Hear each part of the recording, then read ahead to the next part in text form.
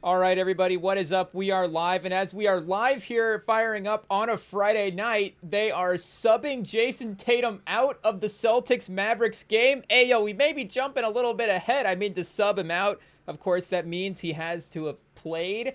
I guess, ayo, spoiler alert, he's back. He's playing again. They've got the stat up right now as he's, headed back to the sideline.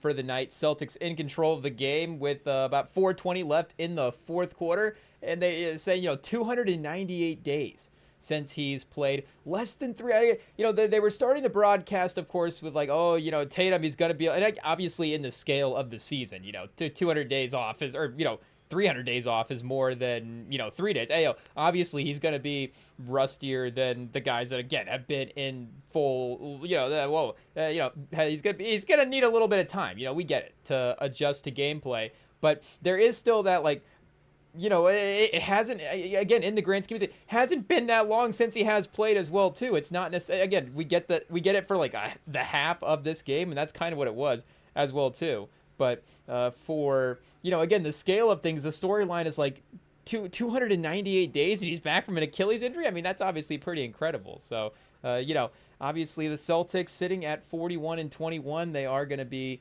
an interesting team. We are going to, I guess, take a look at what's happening there with the Tatum return. But also, can we just get this game over with? Wemby's up next. Speaking of returns, Kawhi returning to San Antonio. They've got the Kawhi. We're getting excited. I guess has Wemby versus Kawhi happened yet in San Antonio? I don't think it's happened at this level this year. I don't think it happened earlier this year yet. But, the Kawhi San Antonio thing, he has played the Spurs, obviously.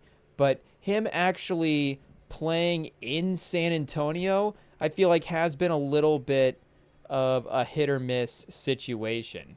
Are we saying that he's ducking the Spurs? But it's a little bit of that. I think he does have good numbers against San Antonio. So I think he might, the Kawhi fans. Are there any, I guess I don't say this. Do we say? I guess I don't know how we say this. Again, don't take the Spurs fans seriously for anything they say about Kawhi, but are there Kawhi fans out there? There have to be. I mean, there was a whole generation of Spurs fans who were ready to, of course, have that guy be the face of the franchise, and I think Kawhi again is. Shout out. He's obviously he's a cool athlete. It is what it is. I guess, we probably shouldn't start with saying the big hands, the claw, but, obviously the menacing defense that's brought about. Again, we should probably really get through the sentence there as well, too. But, again, he is I feel like a pretty, we were talking about player fame rankings. Obviously, I think he's a pretty notable, high level and, obviously all-time player as well, too. But I don't know, is he one of those guys that where is he at in the actual favorite player rankings? He could be in somebody's first team all favorite players, but how many people actually have Kawhi Leonard? I guess DM us at REMINGTOM on Instagram if your favorite basketball player is actually Kawhi. Be serious. Don't be lying over here in the REMINGTOM DMs. Actually, we need to collect real data. Over here, we need to know who your favorite players are, real favorite player data. Whereas now that we're asking for it, the numbers are going to be skewed. Now all of a sudden, Kawhi Leonard's everybody's favorite player. It's I don't know about that, because I feel like I've seen the Kawhi Leonard's Clippers jersey, but I think maybe the Paul George Clippers jersey as well too. I'm trying to think. When we were shopping at the lids in the mall, we haven't taken a pass through the lids in a minute. I guess this is going to inspire me to go back. One of the few jersey spot, might be the only jersey spot in town, honestly, but I feel like they probably had the Kawhi Leonard Clippers jersey there. I mean, not to say that that's the gauge of everything, but again, obviously you're going to be, and here in Iowa, up until Caitlin Clark, really we didn't have a player or a team or anything like that. But obviously not having that defining NBA team, it's not like you're going to walk into the lids and then I guess you could say Chicago's kind of like a close team, but, it's not the 90s anymore. So it's not like the Chicago fandom is just, gripping the Midwest over here at this point. So it's not like you walk into a lids and it's just dominated by one team. At least, again, like we're saying, the small little lids here in the mall in the Midwest, in the middle of Iowa.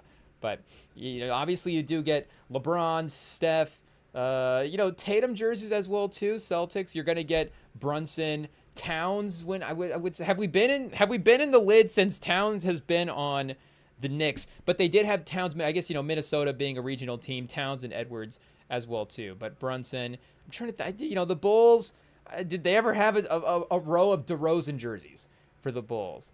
I don't know. Now, you go down to the Iowa City Mall. Hey, do you say the big mall? I don't know, but I guess that is what it is. You go down to the big mall in Iowa City. There's like a Shields Sporting Goods down there. The jersey section down there. Hey, you want to be in jersey section heaven? Go, I guess, to it's not even that crazy. This, I guess, there has to be a standalone jersey store somewhere. I mean, there's like probably, well, there is. There's gonna be like Nike stores and things that have lots of jerseys, but is there like a standalone jersey store? Even a Fanatic store would have, of course, like I'm assuming would have other memorabilia attached to it as well too. And I'm thinking of, again, like other local small one-off type memorabilia shops also. Again, that's what they are. They're memorabilia and their jerseys. So there needs to be like a standalone jersey store. It needs to be like it needs to be like a suits store where it's just like all jerseys. You can go in and just like hang out with the guys. It needs to be like the suits store from Den of Thieves, but it's just for jerseys. And you just, you go in with the boys. Is it a Jersey cigar lounge? I don't know. The cigar, you go in, you like just, I said, do you buy time? I don't know, hey, yo. But then you just pay an hour. I guess maybe, they have to have a clean supply of jerseys. If you just have people constantly smoking in jerseys, I don't know if you want to, keep passing those around. But, the concept of being able to go into a place and just have obviously infinite jerseys. Hey, yo, is that that's the name of the shop right there. Infinite jerseys. I think Infinite Jersey, Journey. I feel like Journey to Jersey, there is like some business, there's a proven name that works, that is close, especially in mall culture. Journeys are great in malls. I guess is Infinite Jerseys, is it a mall business? I guess it could start as a mall business and then we could scale if we needed to. But I think there does. Do we have to design this business? I don't know. We were going to go to the ChatGPT for something else, but we might have to design. Can we design Infinite Jerseys real quick? Can we design a store and see what's going on? I guess, obviously, keep it a secret. We're, just in the beginning stages of this business model here. So we don't necessarily want to give it all away.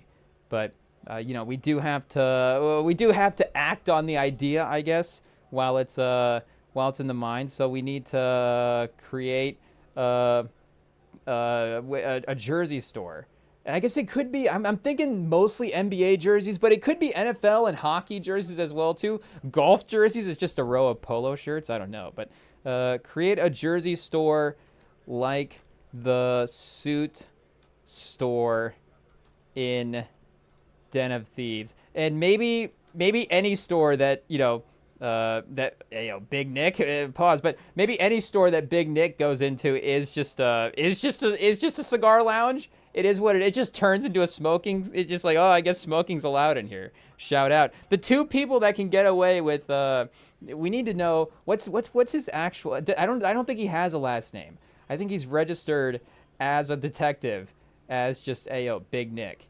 It is what it is. Detective, his first name Big, last name Nick. Shout out. He probably has his own Wikipedia page, to be honest. He is a pretty iconic action movie character, but we have to have a name. Yeah, Ray Merriman is, I guess, spoiler alert, we got the plot pulled up here, so if you haven't seen Den of Thieves yet, it is what it is. Nick O'Brien? Yeah, I would not have guessed his last name was O'Brien. I guess... could we guess he was Irish? IT, cut that out.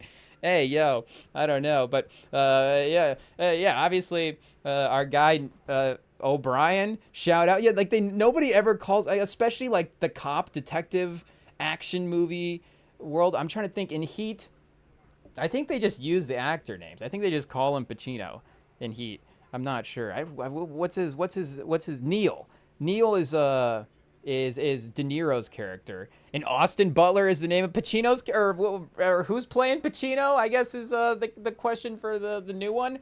But I did see a reel in the algorithm about Austin Butler doing like some weapons trade. The reel was from a couple months ago, so I guess it could still be for for Heat 2, obviously. I guess I don't know where they're at in the process of making that movie. Is it supposed to drop this year?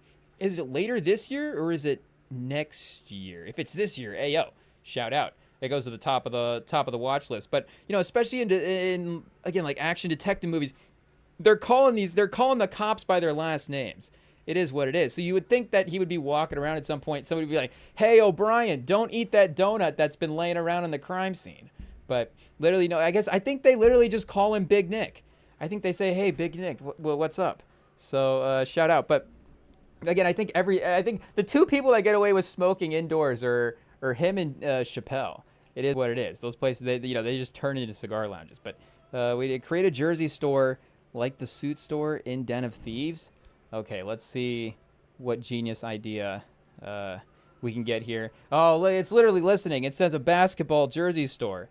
Okay, so it is going to be all basketball jerseys. Do we need we need like a mini hoop. We need like a mini hoop or a Papa Shot or something. Imagine the Den of Thieves crew is in this jersey store and they're just throwing down dunks on a mini hoop while they're smoking. A hidden entrance like a speakeasy. Outside looks like a plain warehouse or old gym. You enter metal locker. Oh, door. I was gonna say, do we have a locker situation somewhere? I don't know. But a fake soda machine? No, why not have a real one and just get some quarters from that? I don't know. But once inside, dim lighting, hip hop playing, polished concrete floors. Imagine a suit rack in Den of Thieves, but instead full wall of jerseys. I can already imagine it. It's so vivid in my mind. Is it multi-level? I guess this version is probably not multi-level, but the GOATs section, Jordan, Bryant, Kobe, recipes LeBron, 90s killers. Hey, yo, Iverson probably should not start. Oh, chat. Hey, yo, Spy Team might have to do a little bit of editing around this. We tread lightly. I think it's talking about the basketball talent. Shaquille O'Neal is Scottie Pippen number 3. Hey, yo, chat, is anybody else getting a little bit sweaty? Whoa, man. Street Legends, Rucker style jerseys, and then Rare Grails, throwback and limited editions. So yeah, those are like the, buying and selling. We could have a Pawn Stars, a Jersey's Pawn Stars, where it's just there's got to be a name, chat. There's got to be a name. I don't know, but I guess there's a draft room, the VIP area in the back, the draft room. Oh man, a long table like an NBA war room screen showing your draft fit, jerseys jerseys only to the draft. That'd be interesting. I mean, that's where you actually would need the suit store at some point. But staff acts like stylist equipment managers. It's like a Foot Locker. We have everybody in a jerseys, everybody in, I guess, the ref jerseys as the employees. I think we just have the employees in like quarter zips or something, just like they had the coaches now these days. I guess as I look over and see the end of this Heat Hornets game, there was one guy in a suit. I guess I don't know if he was a coach or just some guy that works for the arena or something, because I do see a heavy quarter zips for a lot of the coaches. I think that's just the go-to attire now. It is what it is. So I think that could be it for the employees. Custom lab, customized name, number, font, patch. Oh, chat, they can put Olympic final all-star. I don't know, stolen valor on the jerseys, I guess. And if it's a custom jersey, I'd say you start putting all-star patches on like, the J.R. Smith Olympic jerseys. Now you just have jerseys that don't even exist. But yeah, I guess it's also we're making fraud jerseys as well too. The highlight tunnel. Oh, this is an idea. Hey yo, a hallway with screens playing iconic moments. 1988 dunk contest. 2016 finals. I mean the 2016 dunk contest as well too. Legendary plays from Vince Carter or Steph Curry. Grail display, museum styles, game jerseys, game worn gear, shoes under glass. Yeah, so just like again, like cool collectibles. Obviously, that the stuff we acquire from our Pawn Stars style show. Michael Jordan jersey, Kobe's final jersey, half court with one hoop. Oh, a whole half court. Hey yo, I guess I like the ambition. Try your jersey while shooting around. Yeah, get everybody sweaty in the jerseys we're trying to sell. I guess is. Again, everybody's going to be smoking and playing one-on-one in these jerseys, and then they're going to be going up for retail afterwards. I don't know. But We need a name for a Pawn Stars style show out of this shop. So we're really being versatile here with the things that we can accomplish here. Jersey Heist, the Jersey Vault, Threads of the Game, Harwood Heirlooms, Ayo, the Jersey Exchange, Full Court Finds, the Jersey Broker, Legends on the Rack. Whoa, hey, yo, Chad, I don't know about that. But Stitch and Switch, Hardwood Hustle. Yeah, we might have to open this one up to the fans as well too. Hey, yo, if you guys have names for our Pawn Stars style show, let us know. And if anybody wants to invest, obviously, slide in the DMs. Do investors and slide in the DMs these days? I think they do. I think they're the ones that are doing it the most. Hey, yo, it is what it is. But yeah, I think if anybody is interested in a little business proposition with the Rem and Sam pod, I guess, what was the name of that one? Legends on the Rack? Hey, yo. If anybody wants to start up Legends on the Rack out of infinite jerseys, then we can, we can talk about that. Is Den of Thieves streaming anywhere? I guess we could just watch the suit scene online. But we may have to watch the whole movie because, we were firing up that highway scene again at the end. It is what it is. Let's see here. Is that just a Netflix movie now? I don't know. Oh, Chad, it's a free agent. According to IMDb, a streaming free agent. There's a small chance that it could be free on YouTube. It wouldn't necessarily say that on IMDb. I guess we'll just check here just in case. No, of course not. Of course not. Maybe it's on. It is like, do I have like Paramount or HBO not save? We're gonna have to do some extra investigating. It is what it is. But I guess, can we get 50 Cent? Speaking of all-time guys in jerseys as well, too. Hey, yo, can we get 50 Cent in Infinite Jerseys for opening day? 50 Cent, if you want to be an investor in Infinite Jerseys, I mean, let us know. We're definitely down. I mean, hey, yo, we're definitely down to, start a business with 50 Cent. I guess, obviously, shout out. I think, 50 Cent. I guess, if we're doing business, we're on his good, we're on his good side. So he's not gonna. If it goes wrong, then he's gonna drop a diss track where it's like infinite jerseys. He's just gonna rip us apart. He's gonna, do something petty. Obviously, if things go wrong. But again, I think it's a solid business plan. I think it's a solid business plan. And if it's good enough to convince 50 Cent to invest, hey yo, then I think we're on the right track. So infinite. I think IT's already submitted the patent for it. So don't even try. Don't even try. It's hopeless. It's a Rem and Sam exclusive, and it's gonna be a hit. A jersey store, and I guess one of the highlights is there's gonna be just a random wing where we play heist movie scenes as well too. I don't know. We were watching the scene from Dead Presidents as well too, where they robbed the truck in that one. So I don't know. Yeah, we just start we start running these heist scenes back to back. It's like Zach LaVine and Aaron Gordon jumping over the Magic mascot, and then Val Kilmer just ripping through downtown LA as well. Shout out. It could be fun. It's like, why is why are there just random weapon sounds at the Infinite Jerseys? It's like, oh, they also play heist movies over there. It is what it is. But I think shout out. I mean, it would still be cool. Obviously, it's classic cinema. So just appreciating that in general would be great. But yeah, Infinite Jerseys, shout out. I guess you never know, Chad, what you'll stumble on in a day. But we were going to take a detour because we had another genius idea. This one never could happen. Maybe a little bit more difficult, or maybe we just have to do a little bit more investigating. And this might be one of the most random things we ever cooked up. But hey, they say art imitates life. So, I guess we we have to go with that. But we were we were on like a random Joe Budden, YouTube rabbit hole. Not even the pod, but watching like the compilation videos from the Love and Hip Hop days. And then we got to talking to somebody at work about them owning a pontoon boat.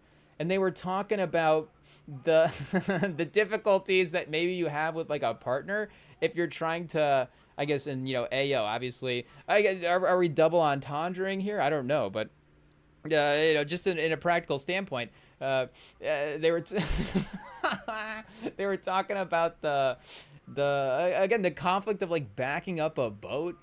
Hey, again, maybe that sounds a little bit crazy, but I think again, if you get the idea of backing up the idea of backing up a trailer as well too. I guess again, we tread lightly when we say just backing up anything, but the idea of backing up a trailer, obviously, it is a skill. We used to. Our grandpa used to have this rider mower with the trailer on it, and we tried to back it up, and then it would just like the trailer would just like spin off to one direction each way. Could never get it straight aligned if you had like a project and had to again like get the trailer like right up against it to like shovel the gravel in or something, or again like unload, pause. But regardless, they were with the boat, it put again it could definitely be a little bit more difficult, but that did get me thinking that we could, I guess I don't know exactly. We need to do a little bit more investigating, I guess, into not necessarily more investigating, but in how directing reality TV works. Like, how formulated are these situations?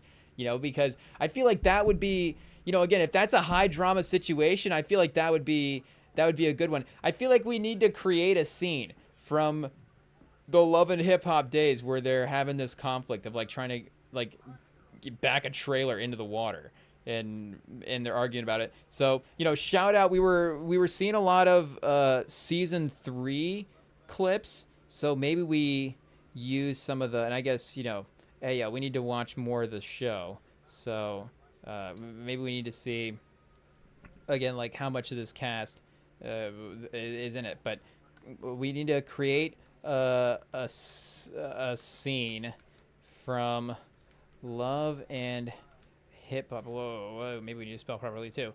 Love and Hip Hop, New York, to be specific. Where I guess yeah, this could still work. There could be a lake, or obviously I guess maybe not the ocean situation, but create a scene in Love and Hip Hop, New York, where Joe Budden and Tahari are trying to back a boat into a lake, and Rocky shows up halfway through. So we'll see how it goes. Hey, we have to see how this situation would play out in real life. I guess, we've never used this to create a real, again, the reality TV is really toeing the line. Obviously, we've created movies. I think creating a business is one thing. Creating a scene from reality TV, I guess we tread carefully. It is what it is. But it's only transcribed. I guess if we could just instantly generate videos, and then there's Joe Budden. Shout out. I don't know if they'd be, how well that would go over. But since it's just words, maybe this is the last way we can get away with it. I don't know. But Rocky shows up halfway through. Okay. I guess, again, we tread lightly. Okay. Boat launch, love and scene, New York. Oh, chat. Hey, this is not this is not just a lot of them screaming the other way. Okay. I guess this is one where you would have to actually see it play out. You need the emotion. You need the acting, I guess. If we say the quote unquote acting ability of the reality stars. See, like, I guess the line doesn't I guess this is like the cutaway. Yeah, here we go. The cutaway. Yeah, backing up a boat is simple. The problem is Tahari giving directions is like she's directing air traffic. Yeah, I think he might be more, I guess, shout out Joe Budden in real life, more creative than Joe Budden on ChatGPT. Hey, and that's good as maybe it'd be too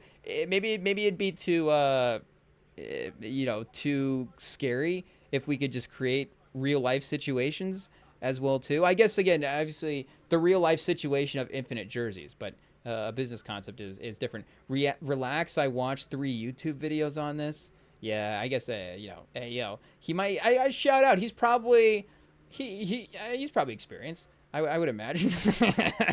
It is what it is. See, and then you'd actually, you'd want to see like somebody would, somebody would try to throw somebody into the water as well too. You'd have to see that. Some like bystander person would try to show up maybe and try to like be like, oh, what's going on, break up the fight. They maybe would turn on them and try to throw them in the water at some point. I pulled up thinking maybe we'd have a cute lake day instead Joe is conducting a demolition derby with a boat trailer. Yeah, see, they start destroying things. That could be fun. The boat doesn't even float by the time they get it in the water. It just sinks. See, now it's becoming a little bit, more of a creative show. At this, we're scripting it all out at this point. We're losing the magic of reality. Hey, yo, Joe Smug boat science. You actually did boat science. Don't get cocky. You still gotta get. Oh, and see, ChatGPT's a misogynist. They had Joe Budden figured out as well too. So at least we, exposed the GPT there as well too. And at least we got infinite jerseys as well. Shout out. So, again, we will be formulating a formal investor pitch as well too. It'll be available somewhere. Well, stay tuned. But I guess, again, shout out. We got Tatum back in the NBA for the season. The comfortable win tonight over the Mavs. Again, the first half was a little the guys at halftime were, to quote them, saying awkward and stuff. And, obviously, if you were watching the game, you understand what they were saying. The awkward part, and then was mostly just missing shots. And Jaylen Brown as well, too, was a little slow getting going in the first half. I think he was maybe like 2 for 8 from the field goal. And then, Tatum was like 2 for 6 or so. Maybe that was the other way around, where Brown was 2 for 6 and Tatum was 2 for 8 or something like that. But you see, even by the end of the game, Jaylen Brown was leading the team in scoring as well too. Tatum only getting to, quote unquote, only getting to, 15 points is still only 15 points. But again, from where he was at, I think he made like maybe 6 or 7 of his last shots, and then 12 rebounds, 7 assists, 2 turnovers, a steal as well too. I mean, again, I guess the crazy plus minus for the starting lineup also as well too. Jumps out of the box score Derek White with 20 tonight. I guess, Peyton Pritchard, well, we have to check the starter. Because he's been in 6th man of the year voting, right? But has he been starting? Has Hauser been starting, or is that a move that you make with Tatum in the lineup? But the thing that was, I think, again, not necessarily, the thing that was not awkward about the performance tonight, I guess, 48 starts this year, 61 games total. So, again, he has been obviously having some of those 6-man minutes, but, much more responsible in the starting lineup this year. Again, obviously having to deal with the Tatum injury. But, and, obviously shout out, like, Pritchard and Derek White are both very, very good, capable guards in a regular season environment. Again, they're both not necessarily, I mean, you wouldn't necessarily describe them as selfish guys. Pritchard has become a very, very, efficient scorer in the NBA as well too, hovering in that 18 to kind of 22 point a game range. And both of them are obviously really, really great defenders, but they're not, I would say, the high level playmaker type of guard. And Tatum, again, obviously not a guard, but has become a real point guard for the Celtics. And you saw, of course, last year, but even in their finals run as well too, when he was not necessarily having the most efficient scoring performances early in those games against the Mavs, and again, like Porzingis was going crazy. Obviously, Jaylen Brown won the Finals MVP that year, but Tatum was really, really conducting the offense. Hey, yo, Wemby with the 3 right away. We're gonna have to go back on that Wemby versus Kawhi rabbit hole and see what's going on here, because this is, I mean, hey, yo, this is a fun night. Tatum's back, and then Wemby Kawhi, maybe just a specific for Spurs fans type of exciting matchup, but regardless, I guess it applies to us because we're Spurs fans, so it works out there. But okay, we gotta watch. Wemby's queuing up for another shot here. Okay, good pass, because he was cut off by Brook Lopez on the drive, swung to the corner, the pass to Vassell, was that pass to Castle? Hey, yeah, we were talking too much. We didn't see, but the swung to the corner to Champagny for a 3 there as well. So the momentum, and again, the star level matchup, maybe Wemby would get a little shot happy early on, but does it? Oh, and there we go. He pulls a 3. Oh, and Chet. Oh no. Oh, it's pure. It's pure behind the legs step back over Brooke Lopez. I mean, chat. Hey, yo. I mean, shout out Kawhi. I mean, shout out. I guess we're never gonna say shout out Zaza Pachulia. The words we had to stop ourselves. We had to stop ourselves. But the timeline, chat. Hey, yo. I guess, and obviously the future. We hope is still in front of the NBA career at this point for Wembanyama. But do we say just the excitement of having? Because if we're just talking about Kawhi versus Wemby, if we're just talking about those specific stars, and again, we don't necessarily want to motivate Kawhi. We know he'll be firing up the live stream tonight when he after he gets done from the game. But he has not, of course. I guess I was gonna say he hasn't won the title. He hasn't won the title with the Clippers. Hey, yo, we're just forgetting the Raptors season. It is what it is. So I guess Wemby does have to win a title, I guess, to sort of make up for the post-Kawhi situation. But I guess it goes to the storylines with the Clippers that in some ways the inconsistencies and the injuries, I don't want to immediately, again, because the Spurs fan is unreliable. So I don't want to say that they have defined his career. But I don't know what the first, the first shout out. We try to remember players positively here on this pod. The first thing you're going to think about for Kawhi is, again, the two-way amazing defense and the fact that he was, again, one of those guys that was an amazing scorer as well, too, and could, like we're saying, the multiple teams of the titles. Like, that's going to be, I think, the standout thing is going to be, of course, like we're saying, the multiple finals MVPs for the multiple teams like that.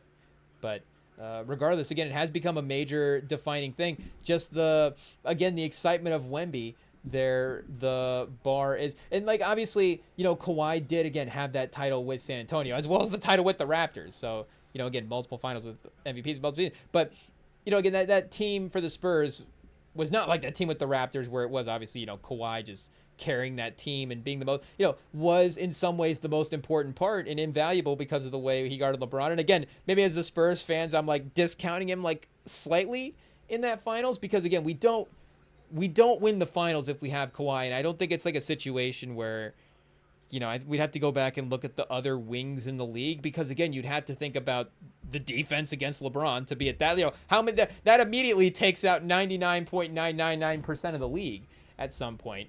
And then a way that, obviously he wasn't at this level offensively back then, but to have that potential and to start to be at a point in his career where it was starting to, again, manifest as well was important. So even, I was going to say like even Iggy, even Andre, would we rather have Iguodala? I don't know. But Iguodala, I think if we just, because that would, the next season, he would have won the finals MVP, I guess, as well, too, for Golden State. So it's right in that era where he still would have been, Iggy himself would have been playing at that level. I don't know necessarily if the Spurs win the finals that year. Again, that is a close one, but I think Kawhi was a little bit more important offensively for the Spurs than Iggy was for the Warriors. Again, obviously really important in that series, but just in terms of if Iggy wasn't scoring in that series, there's still a very, very good case that, especially with Kyrie and Kevin Love injured, that the Warriors are still able to win that. They won it in 6, so if they have to win it in 7 in Golden State, you could still, again, see that happening. But if Kawhi wasn't scoring at that level, the Spurs aren't probably, as efficiently as everybody was in that game, in that series as well, too. The Spurs, again, probably aren't winning that series. But I guess regardless, it's just exciting to have Wemby on the team. It is what it is. But anyways, do we have to say back to Tatum being a point guard for the Celtics? It's also, exciting for Celtics fans to have Tatum back. And I guess, speaking of Wemby, a parallel that we could draw that I was thinking about with the return, and I guess going back to the jerseys point as well, too, the jerseys in the store. Again, Boston is one of those just straight up major market teams. Anybody that is quote unquote like a best player for Boston, is going to, Isaiah Thomas that year that he was the best player for Boston was obviously just in the landscape of the league, again, was just a great player, but probably got a little bit of a boost as well, too, for, again, leading. And the team was good as well, too. It was a 50-win team, but if that roster was on, even like Milwaukee, if Isaiah Thomas was doing that on Milwaukee, again, he's, like Brandon Knight having a really good season or something. I don't know if he becomes like this legend in a, this legendary season in the same type of way. And obviously what happened in the playoffs as well too, and for him to be able to have the high level performances that he did, obviously dealing with the, traumatic events that he was dealing with at that time was, again, what was also able to help push him over to that legendary status. So that type of, thing, and I guess I don't want to phrase it like that as well too, to be insensitive, but obviously a legendary performance like that, we're saying, would transcend what team and what franchise he was on. But again, it does help. It is what it is. We know that playing for a marquee team, in theory does, raise your notoriety there a little bit. But for Tatum, I think it has helped in a way, and I do think that we do, and maybe he's not necessarily underrated in this, because again, he is obviously been first team All NBA for the last half decade now. So and maybe even a little bit more at that point, but his status as a great player in the league, and especially again with the playoff stuff, has definitely been, again, quote unquote, established at this point. Nobody doubts his level of greatness in the league. But I do wonder if him being that quote unquote, again, we're looking for that face of the league right now. And if I'm just talking about just this season, again, obviously, like we're saying, Wemby, and again, even, the two names that you have to bring up, but you bring them up for a reason because, they're great charismatic talents. Wemby and Ant Edwards do have sort of that, for the next 10, 15 years. If you have to build a league around a superstar for the next 10, 15 years, do you take Edwards, do you take Wemby, or do you take Tatum? But if you have to build a league around a superstar for 1 year, again, maybe Wemby just has that type of magnetic game and personality as well too. Again, it's been proven that there is just there is just a draw to watching him play, and he does have that on-court impact as well too. We're seeing it obviously this season as the Spurs are near the top of the Western Conference, but for again Tatum as just that steady rise and the popularity that I think he has kind of accumulated over his time. And obviously hey, do we drag Sam into this? I don't know, but, and I don't, shout out, just immediately, I don't know if we call Sam a basketball nerd. I don't know. But, and, obviously it's with respect, obviously he's one of the greats, one of the great basketball minds out there. But, and he, Tatum's his favorite player. But I guess point being is like, it's not, I don't think, and I guess, yeah, we, shout out, obviously Sam's our guy, but I don't think it's necessarily a rare take to say at this point that Tatum is your favorite player now as well too. Like, is Tatum more popular than Jokic at this point? Like, I think there is a similar, fame level. If not, Tatum might just be, again, more famous than Jokic at this point. I mean, again, obviously Jokic, three-time MVP and one of the great offensive players that we had. The man's pretty famous. People know Jokic's name. But Tatum after the finals did have a commercial run there. I say, injury, you got to give him credit. Like the injury recovery, he, must not have been filming as much because I haven't seen him. They're not, and I guess, or the crypto companies that he was doing commercials for might not be around as well either. But he was, obviously doing a lot of those, more public facing things. And now him being like they were running, Nike was running some big Jordan brand commercials with him being back and like, the, shout out obviously, but the work ethic stuff. And you could just see the, Jordan branding, seeing his importance as well too. And I think Luka is also a Jordan brand athlete. So that's interesting as well. I wonder, just from their own personal strategy, I'm sure companies think this way. And even if they're like, if they have like a board that's like, who's the face of our company? Hey, obviously, well, for Jordan Brand, it is still MJ. It is what it is. I guess nobody's going to be, the face of Jordan Brand other than Michael Jordan, especially, while, he walks among us. But, as who's the current athlete that sort of leads the way? Again, Luka might be, especially with Luka being on the Lakers, there is just that easy sort of nod to being that guy who could just easily be the more popular player. But I think that Tatum might actually be, and I think also Tatum is just at this point, and it hasn't maybe necessarily always been this way, but I think it has gotten there now. But I think he is kind of in that, do we say universally universally, do we say the word right? Do we say he's in that universally loved category as an athlete? And again, to bring Wemby back up, and I don't know if Wemby's, I don't know if us mentioning so much as, him so much is going to start annoying people, but, he is in that category where people obviously, again, from a basketball entertainment standpoint, just like watching his game.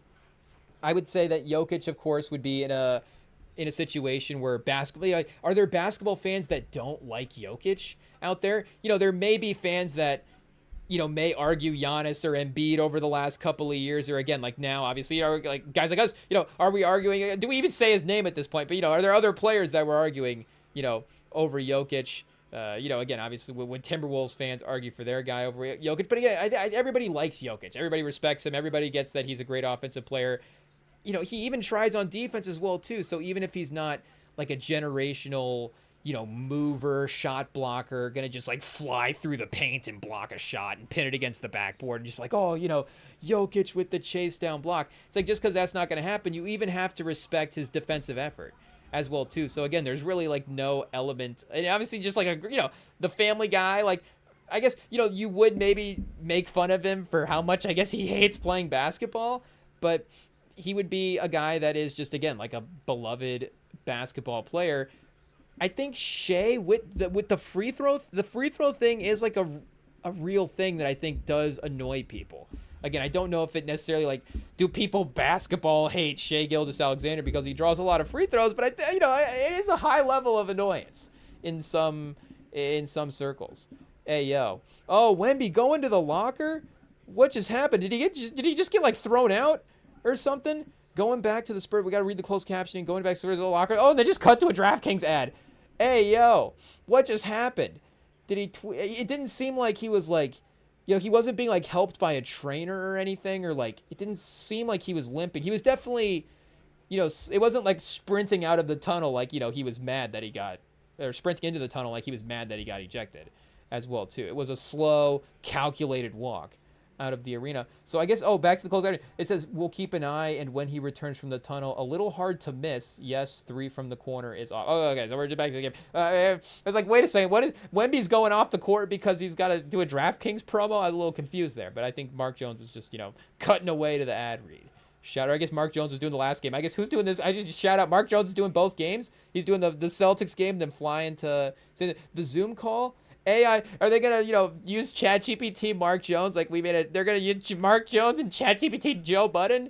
Hey, yo, now we've opened a can of worms. It is what it is. But I think it's shout out, who's the guy that was calling the games with Bill Walton? Is that Pash?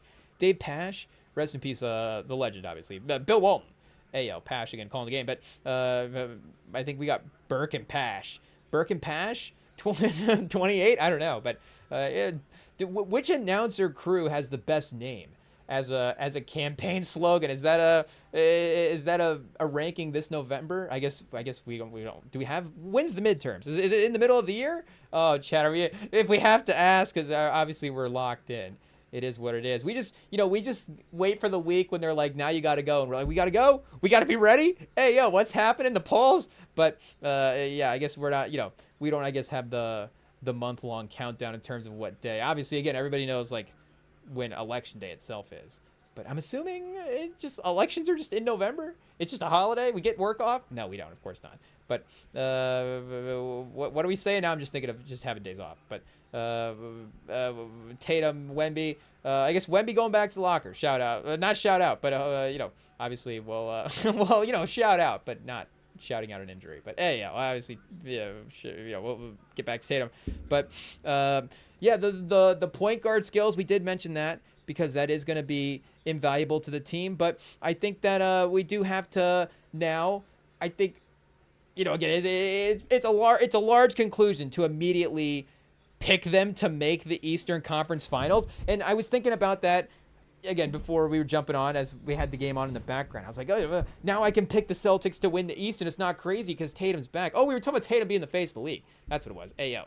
and then Jokic not being able to block shots on the backboard. Oh, do we go back to the universally liked player combo? We're all over the place now at this point, but I just now thought as well too about Giannis, not to again drag Giannis into this. And we love Giannis, so I say this from like hey, I hope he gets the. I don't think he's like lost the NBA fans because he is back out playing now as well too. Again, I guess he could just take the whole season off for Milwaukee, so you have to give him some respect there. But with the trade request, and I guess for the most part, I would say Giannis has still got, like, obviously that super high approval rating. But yeah, again, like we're saying, Tatum is in that tier as well too, and it's a little underrated, I think, again, how many boxes Tatum does check for face of the league.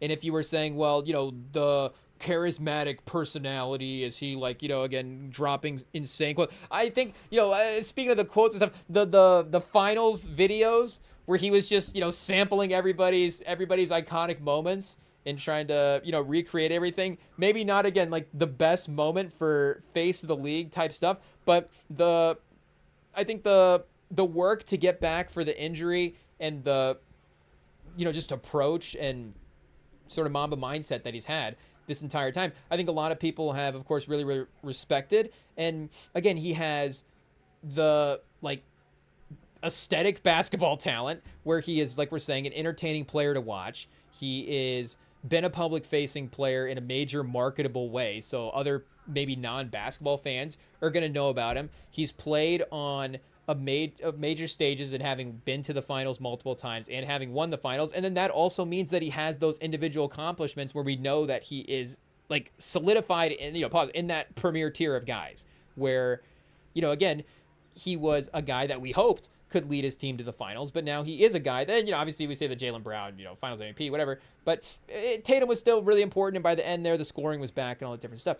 Tatum is one of those guys that can lead his team to the finals. I would, it's difficult because, again, Jokic is a superior basketball. Jokic is still like at an advanced level against some of these guys in the league, but I would say that Tatum would be more of a face of the league than Jokic. I guess, do we go jersey sales and see if that proves us wrong? I don't know. And again, I would still maybe say, just from the optimistic standpoint, the person, but I would say maybe Tatum. I think you could argue Tatum and Edwards right now for popularity, for like favorite player rankings. Do we have a jersey sale rankings for the halfway mark of the season? More jersey talk. Hey, yo, it is what it is. NBA jerseys, NBA jersey sale rankings 2026. How we doing in Q1 so far for NBA jersey sales? Can we just get, can IT just like see if we can just get that data live? We just need to have it rolling like the stock market floor, where it'll just be, what is this? Okay, January 20th, 2026. Steph Curry is the face of the league. That might not be wrong. Hey, yo, this is actually when it's happened. I guess he's been number one before back in the day as well too. But I guess since 2016, whatever, probably him claiming that number one spot has been at least a half decade or so. So, again, the longevity there definitely present. Oh, Doncic is number two. I guess, again, what are we saying? Tatum hasn't played this year, so immediately he's out of the top 10. I guess if he was the face of the league, should he still be in the top 10 if he's not playing? I don't know. But Doncic is number two, so that is impressive. And again, I wouldn't say the only thing, but like I said earlier, the Boston thing does help Tatum for sure. It being a national market team, like people here in the we're talking about teams that people like in the Midwest. Boston is sneaky one of those teams. Like the Broncos are a team in the Midwest that you wouldn't necessarily say is like a geographical team here, but is like got like there's like a really strong Broncos fan contingency here in Iowa. But Boston, the Celtics are kind of that way as well too. Like I sneaky know a lot of people that, and it is a lot of, again, like casual basketball fans where they're like, maybe, obviously when we meet people, guess what we talk about? We talk about basketball. It is what it is. But, we're like, hey, who's your favorite player? And they're like, or, I guess that's, we just walk up to people and go, hey, who's your favorite player? But, and they always say, Timothy Chalamet or somewhere. No, NBA. or something like that. But yeah, Pete Davidson, I don't know. But when we randomly go up to strangers and scream, "Who's our favorite player?" They're like, "Hey, we don't usually watch the NBA, you weirdo." But I guess if we did have to choose, we do kind of like the Celtics. So there is, again, I would say, in the the test group of like the 7 people I'm thinking of, there is, I guess, at least 7 specific Celtics fans in the Midwest. And I guess, if Sam claims the Midwest still, obviously, I would say he still has a piece of his heart is here in the Midwest. Shout out. So I guess, he could claim that too as well. There could be 7.5 Tatum fans, 7.5 Celtics fans in the Midwest, depending on when Sam visits his family for the holidays. Shout out. But again, I would say the reason that Luka is number 2 specifically would be the Lakers thing. It is what it is. Obviously, he would still be in the top 10, and maybe he would be number 2 if he was still in Dallas. But I'm going to say it's the Lakers. Hey, it is what it is. Brunson at 3, Wemby at 4, Shea at 7. Wait, does it jump to 7? What happened to 5 and 6? Hey, yo. The jersey data. Somebody is what are we saying? Erasing the jersey data here. I don't know about that, but Shea at 7. Is there a tie that I'm not seeing? Wemby at 4, Shea at 7. I guess there's no number 8 as well too. Do we get a full list here at some point? For some reason they left off those specific ones. I don't know. But Jokic at 9, Tyrese Maxey at 10. Again, Philly as well too. Obviously one of the major teams. Giannis at 13. Cade at 14 is definitely, you could say, obviously to some degree, I guess there's going to be no NBA teams in this, like, quote unquote small city, obviously. But is Detroit an A tier? They're like a high B tier franchise. We say that with all due respect to Detroit. The A tier is going to be smaller. It is going to be, again, the legendary teams where you're going to have Boston, the Lakers. I would say LA, but now the Clippers. We have to be specific. LA. I think the Clippers are a B tier market because, I guess, we're ranking markets. Obviously the Clippers as a franchise are a B tier market because they're in LA. As we'll do. If the Clippers were in a city like New Orleans, they would literally just be, I don't think they would overachieve. The expectations of that city. But again, it would be LA, New York, Philly, I would say, would be in there, and then they have the history as well too of being one of the historic franchises. And now, because again of the Steph Curry run in the 21st century and the location of the team as well too does matter, being in Silicon Valley there. But the Warriors might be the most valued team now as well. They might be number 2 still behind the Lakers. But regardless, the Warriors would have to be, and not to necessarily make it a Mount Rushmore, but that would be your Mount Rushmore of premier franchises in the league. I don't think Pistons fans could make the argument. I guess they could, but again, if you're a random NBA fan, I don't think we're necessarily approaching you. Again, if we have to yell a new question at strangers on the street, I don't think that, hey, is Detroit more valuable than the Warriors? I don't think we would be crazy for thinking that the Warriors are more valuable than the Pistons as a franchise. But regardless, I guess we didn't have to go there. But the Mavs, Cooper Flagg, number 11. Hey, yo. So, Cooper Flagg's going to be, I guess, a super popular player as well, too. And Dallas as well. Shout out. Again, a strong B market for not being, and we say that, is it like an A plus and then an A minus? We'll say A minus market. A strong A minus market for Dallas. But then if we're comparing, chat, we just close everything in the background, get the camera going back up again. But if we were comparing Detroit to Dallas, that'd be interesting as well too, because I do think that they could potentially be like a half step. Dallas could be like a half step ahead of Detroit. Obviously, success the last 20 years would be a part of that. But can we get potentially, here we go, so far, the big lead? Does the big lead have more data? Steph, Luka, Brunson, Wemby. Okay, they have LeBron at 5 and Edwards at 6. We probably could have just guessed. And then Shea at 7. Tatum was at 8. So Tatum was already at 8, and he was above Jokic before the injuries. Again, according to the big lead. Is the big lead a trusted source? I don't know. But Maxey at 10, Cooper Flagg at 11, Durant at 12, Giannis at 13, Cade at 14, Donovan Mitchell at 15. So that is going to be the end of the list there. But yeah, Tatum, again, not having played over Shea, I guess Shea being in OKC, it is impressive. I think maybe we've said this in the past, but OKC as like a favorite player destination maybe has been a little underrated over the last couple years. I guess maybe not, because again, we know the star players that they've had.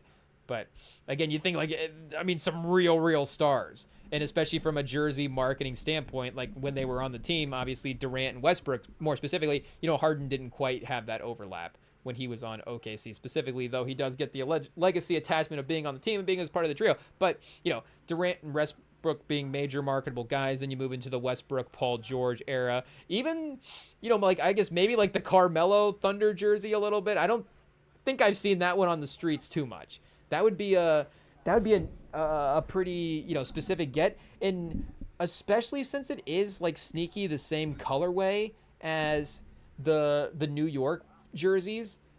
Again, are you in the with all due respect to the Thunder, they're just worse jerseys. It is what it is. The basic orange and blue jerseys, I know they've worked on them over the years to kind of just go with more like lettering instead of their logo, but the Durant era, Westbrook era Thunder jerseys are not necessarily like the best jerseys, that the NBA has ever brought out. But the dark blue alternates that they had with the jersey, like with the text that was like the horizontal stripe down, I want to say it was down the right side, but it could have been on the left. I don't know. But it was on one side, they had that horizontal like white text Thunder stripe, where I guess not a stripe, but obviously I'm shout out. Should we be bad at describing things? Probably. I don't know if we need to work on that skill set, but I guess they had the text horizontally going down one side of the jersey, and it said Thunder, and it was dark blue, and it was very simple, and it was great.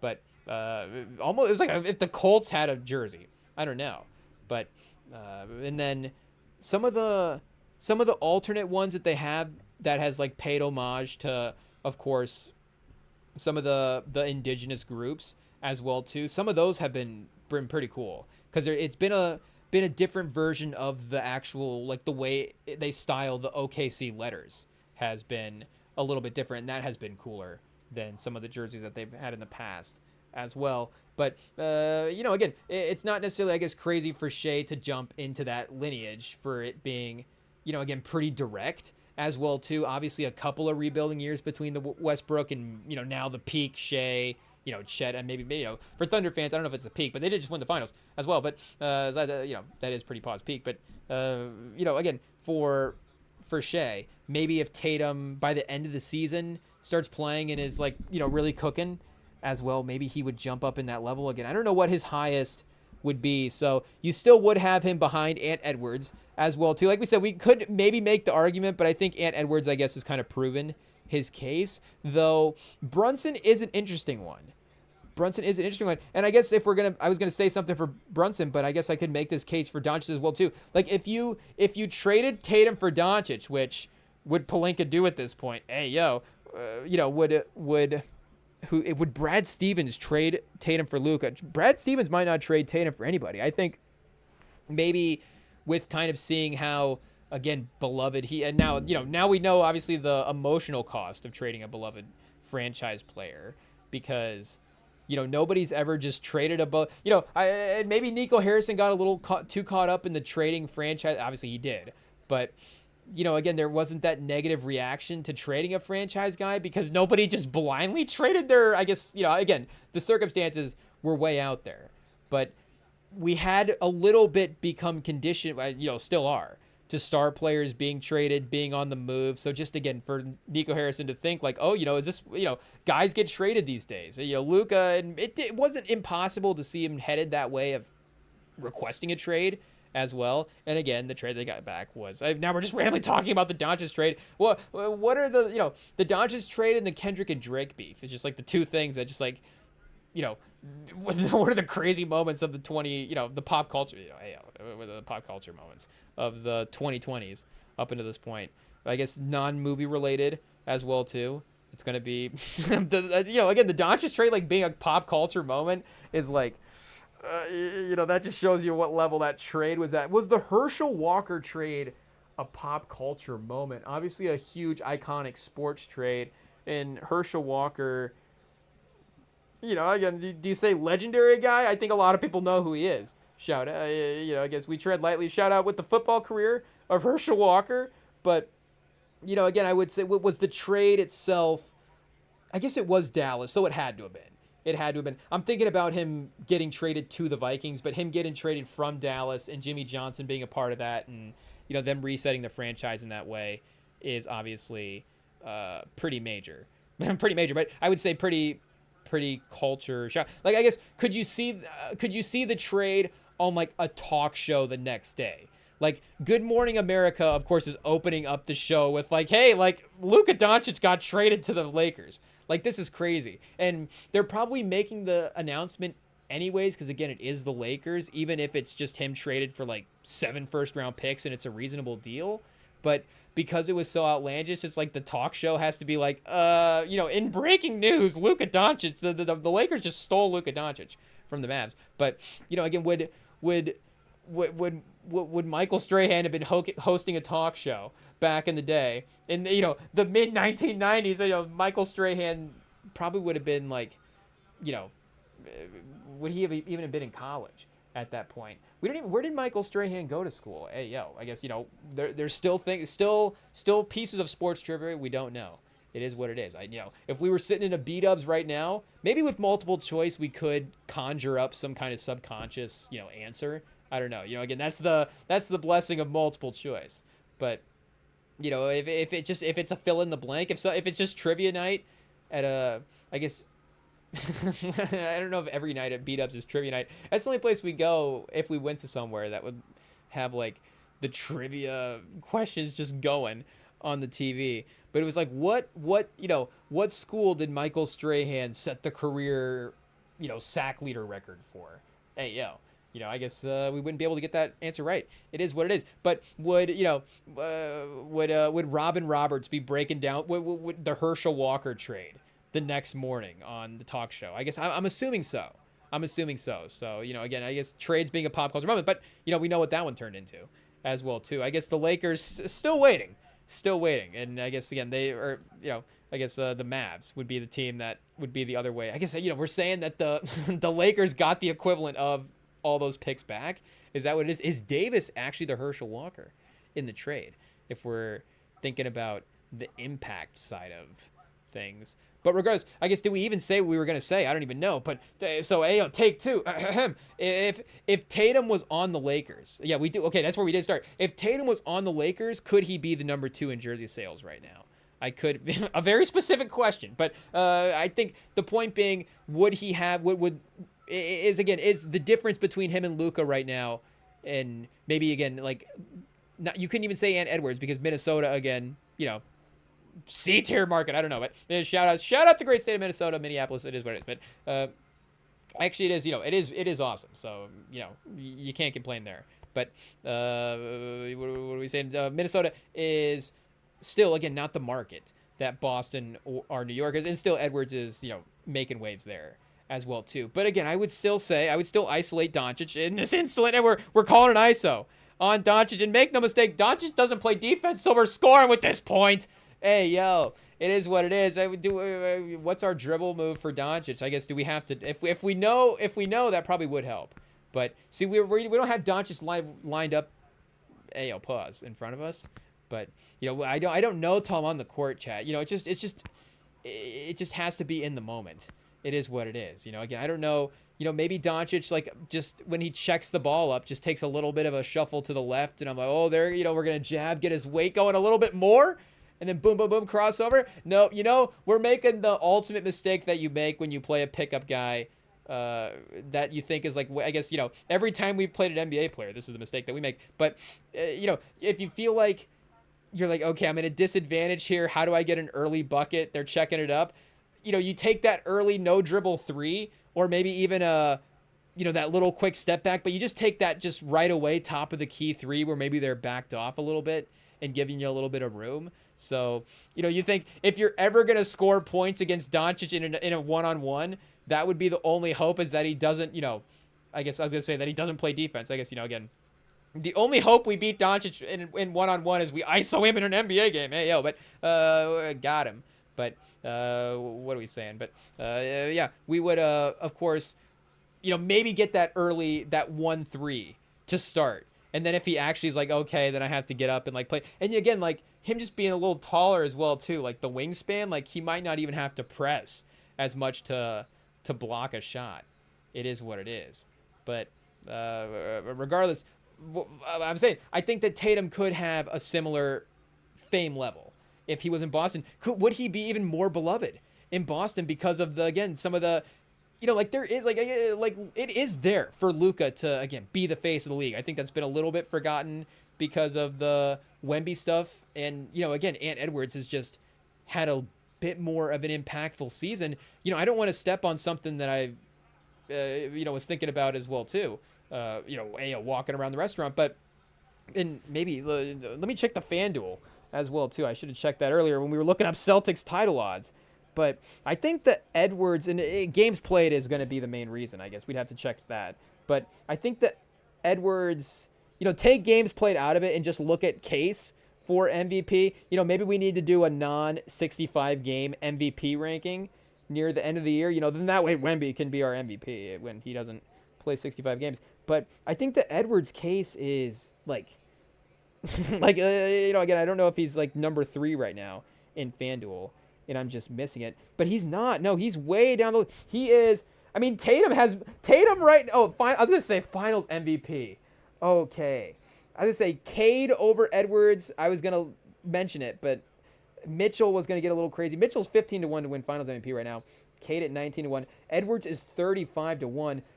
Mitchell winning Finals MVP. I guess obviously maybe the Cavs' path to get to the Finals over the Timberwolves.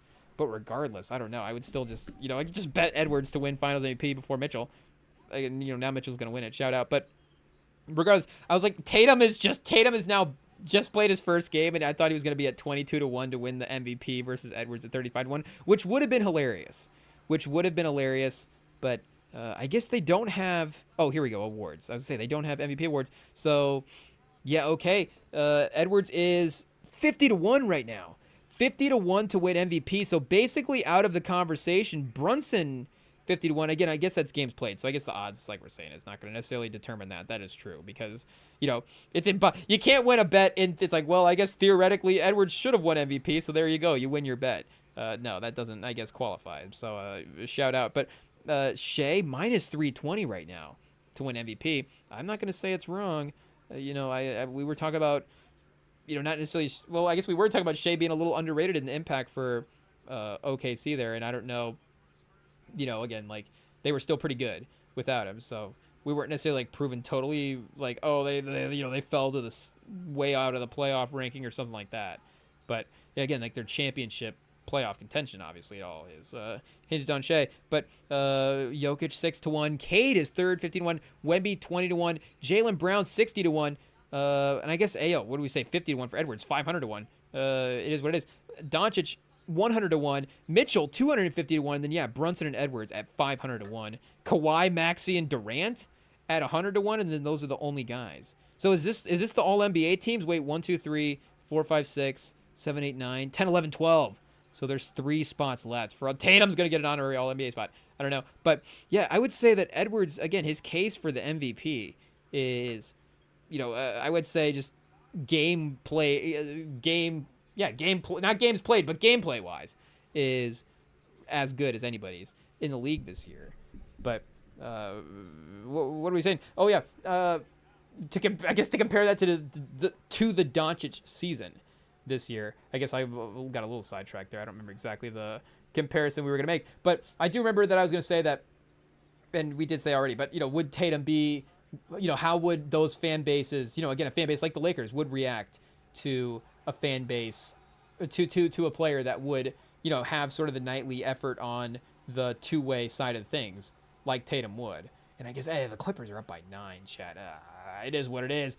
But we need the Spurs here to, get a big boy win because the Clippers, I guess they're not all a veteran team, but with Kawhi Batum's out there, they got a couple of veteran guys. So, again, would you say that they're more talented than San Antonio right now? Would you say that they have a better chance to elevate through 4 playoff series and win a finals? Again, it would just take Kawhi being even probably a little bit more generational than he was on the Raptors. But in terms of just, the learning curves that, the lessons that you learn through a regular season, like the prepared veteran mindset that a team like the Clippers can bring into a road game. And, again, there is going to be just a little bit of energy for that game, knowing that, you have a emotional return for a player like that. Like, that is still, I think, one of the, and again, like I was saying earlier, there is that, again, like, okay, we have Wemby now, we're good sort of mindset with Spurs fans, but there is just going to always be a little bit of saltiness there for what happened. And I think that if we're talking about active player fan base rivalries, like maybe Durant OKC, like, I don't know, or OKC, and Durant, I guess, do we say accomplished way more? Because again, Kawhi did win a Finals and Finals MVP with San Antonio, so I don't know if Durant did accomplish like way more in OKC than Kawhi did in San Antonio. But Durant is equivocally way more important to the OKC franchise than Kawhi is to San Antonio, just in terms of their personality. And again, like, OKC is obviously a newer team, but he is the greatest player in Thunder franchise history. I guess if you want to say like Westbrook's the greatest Thunder that's ever played or something like that, but Durant is, again, like the best player ever. And I guess even if you're going Sonics as well, it doesn't matter. Like, he's just the best player that's ever played for the Sonics Thunder franchise. So yeah, he is that most important player. And it would be interesting, I guess, to see how that would have played out in Seattle. Obviously, you could debate if he would have ever left Seattle, but just how it would have played out, the reaction to him leaving. Even maybe, do you say a more passionate fan base? Because the Thunder is obviously pretty passionate, but a fan base as passionate as Seattle probably wouldn't have been too thrilled about that move, I imagine. But, again, he was, like we're saying, their number one player. So, obviously, shout out to Tatum for the return. We'll see what the Celtics are able to accomplish. But like I did say earlier, as well, maybe I meant to say earlier, when I was talking about the Celtics just immediately chalking them up to make the finals run, the thing that we do have to remember is the Knicks might have won that series last year if Tatum didn't get hurt. And some of that was based on the Celtics play themselves a little bit. Like, we probably go back and check. Maybe Tatum's numbers weren't all perfect. I guess we'll just blame Tatum a little bit to make it even. But, I don't know if Jaylen Brown's numbers were necessarily the finals MVP numbers that he was having as well. And again, that could have been 3-point percentage, all the way around, or whatever specific thing you want to, zero out. But regardless, New York was up in that series, and Boston is a team that, you can't necessarily count them out. They don't roll over. They don't roll over. They will get a little bit behind in a series, but they are going to, fight until the last minute. They pushed the Heat to Game 7 when they got down. That series was 3-0, and they almost, did the impossible and won 4 games in a row in a Eastern Conference Finals. So again, there's just going to be a little bit of life. They have to give the Celtics till the last minute. But you do have to say that the Knicks, in the Tatum minutes, did comfortably, in a way, win that series. And if we're just talking about the competitive landscape of the league, they are the one team that had, not the one team, but they have given San Antonio problems this year. And I think, speaking of that veteran energy, I didn't necessarily think about that compared to OKC, because again, OKC has literally won a title. But I do wonder if that impacts those games, because I think that was the thing that we saw become the struggle for OKC in the matchups against San Antonio this year. Was San Antonio mentally defeated the Thunder? Could the Thunder, or I should say, could they? Will the Thunder reset for the playoffs? If we do match up in the playoffs, hopefully at this point won't be in the first round. I guess for either franchise, but it would be assuming those teams have won and had a chance to quote unquote kind of warm up in a playoff series. This game is getting out of hand, chat. 53-39. The defense for the Clippers is, do you say suffocating? But Keldon Johnson with a tough drive. I will say, Brook Lopez just being in the middle, pause. His presence down there has been a little congesting, in the right way for the Clippers defense. I don't know if, again, Brook Lopez is always the most impactful defensive guy. He's obviously a great veteran and does a great job at this stage in his career where he can. But he has not necessarily been forced to move out to the perimeter a lot in this game, so he can just kind of be there on drives to cut stuff off and, again, kind of mess up spacing. And the Spurs can be a good 3-point shooting team, but it is a little player specific as well too. It's when Champagne's in the game, if Castle's hitting threes, get Vassell if he's feeling it. And Vassell likes to get some mid-range stuff as well too. So, Lopez is, again, just kind of in there and in the paint around the free throw line and stuff. But for the Knicks, again, they have, I think in only the 2 matchups, they have beaten the Spurs twice this year. I don't think we can find the stats for the NBA Cup game because those games don't exist. They do exist officially because you get a trophy, but they don't exist. It is what it is on the stats. But they did, of course, win that game, and then they broke the Spurs winning streak for February as well, too. So, again, I don't remember, was there one? We can't even remember the wins. We only remember the losses. It is what it is. We can't remember the wins that we got against the Knicks. But that, like we're saying, that veteran presence, like they aren't necessarily scared of San Antonio in these games. And I know Thunder fans, again, speaking of people being in our DMs, hey, it's going to be Thunder's fans being like, the Thunder aren't scared of the Spurs. I might agree with you. Oh, here we go. Wait, are we on the Knicks game log? Yeah, they only lost by 2. They lost by 2 on New Year's. So maybe that's why we don't remember this game. Hey, that's a good night for, I guess not a great night for the Spurs to lose, but because, you want, I guess, the Spurs to win, obviously, to send off the 2025, right? And then, open up the new year, the right way as well, too. But also, if you want to forget about a game, lose the game that you play on New Year's. Shout out. And you do get bowl games and stuff on New Year's as well, too. So, at that point in the NBA season, it might not necessarily be like the number one focus as well, too, because again, you're going to have some more important other sport action going on. But, again, speaking of double entendres, but again, they have competed with San Antonio. So, we could go against some of the other Eastern Conference teams. Yeah, they just lost to Cleveland. So, again, there are their matchups, and they have lost to Cleveland. They have had their difficulties with Cleveland in the past in the playoffs as well. And, again, they lost to Indiana in the Eastern Conference Finals, so they haven't necessarily proven that they can necessarily, again, obviously, win 4 straight playoff games, whatever. But, again, for comparing them to OKC, like I was saying, am I saying that going into this playoffs, OKC is going to be scared of San Antonio? No. But regardless, it doesn't matter. Go back and watch the tape. Watch the tape of the games. Okay, it's scared maybe a little strong, but they were thrown off their game.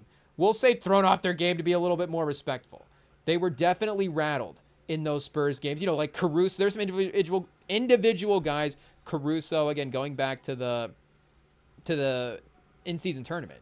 Like Caruso was incredible in that game and almost won it for him and almost was flying in with that rebound at the end as well, too. That could have tied that game up. Was that in overtime or could have sent the game to overtime? I don't remember. But, again, like he was rising to the occasion. He wasn't afraid of San Antonio, but Shea was not necessarily as comfortable in getting to all of his locations. And then, again, the other scores that they rely on weren't necessarily 100% as well, too, especially in the games after that in-season tournament game. But, again, New York has not played like that. I think Towns, he'll, to his credit, attack anybody in the league at this point. However Towns going to text him. But if he needs to score, like he's not afraid to, again, I think go at somebody. And he's such a good, 3-point shooter as well, too. He can, quote-unquote, rely on that when he needs to.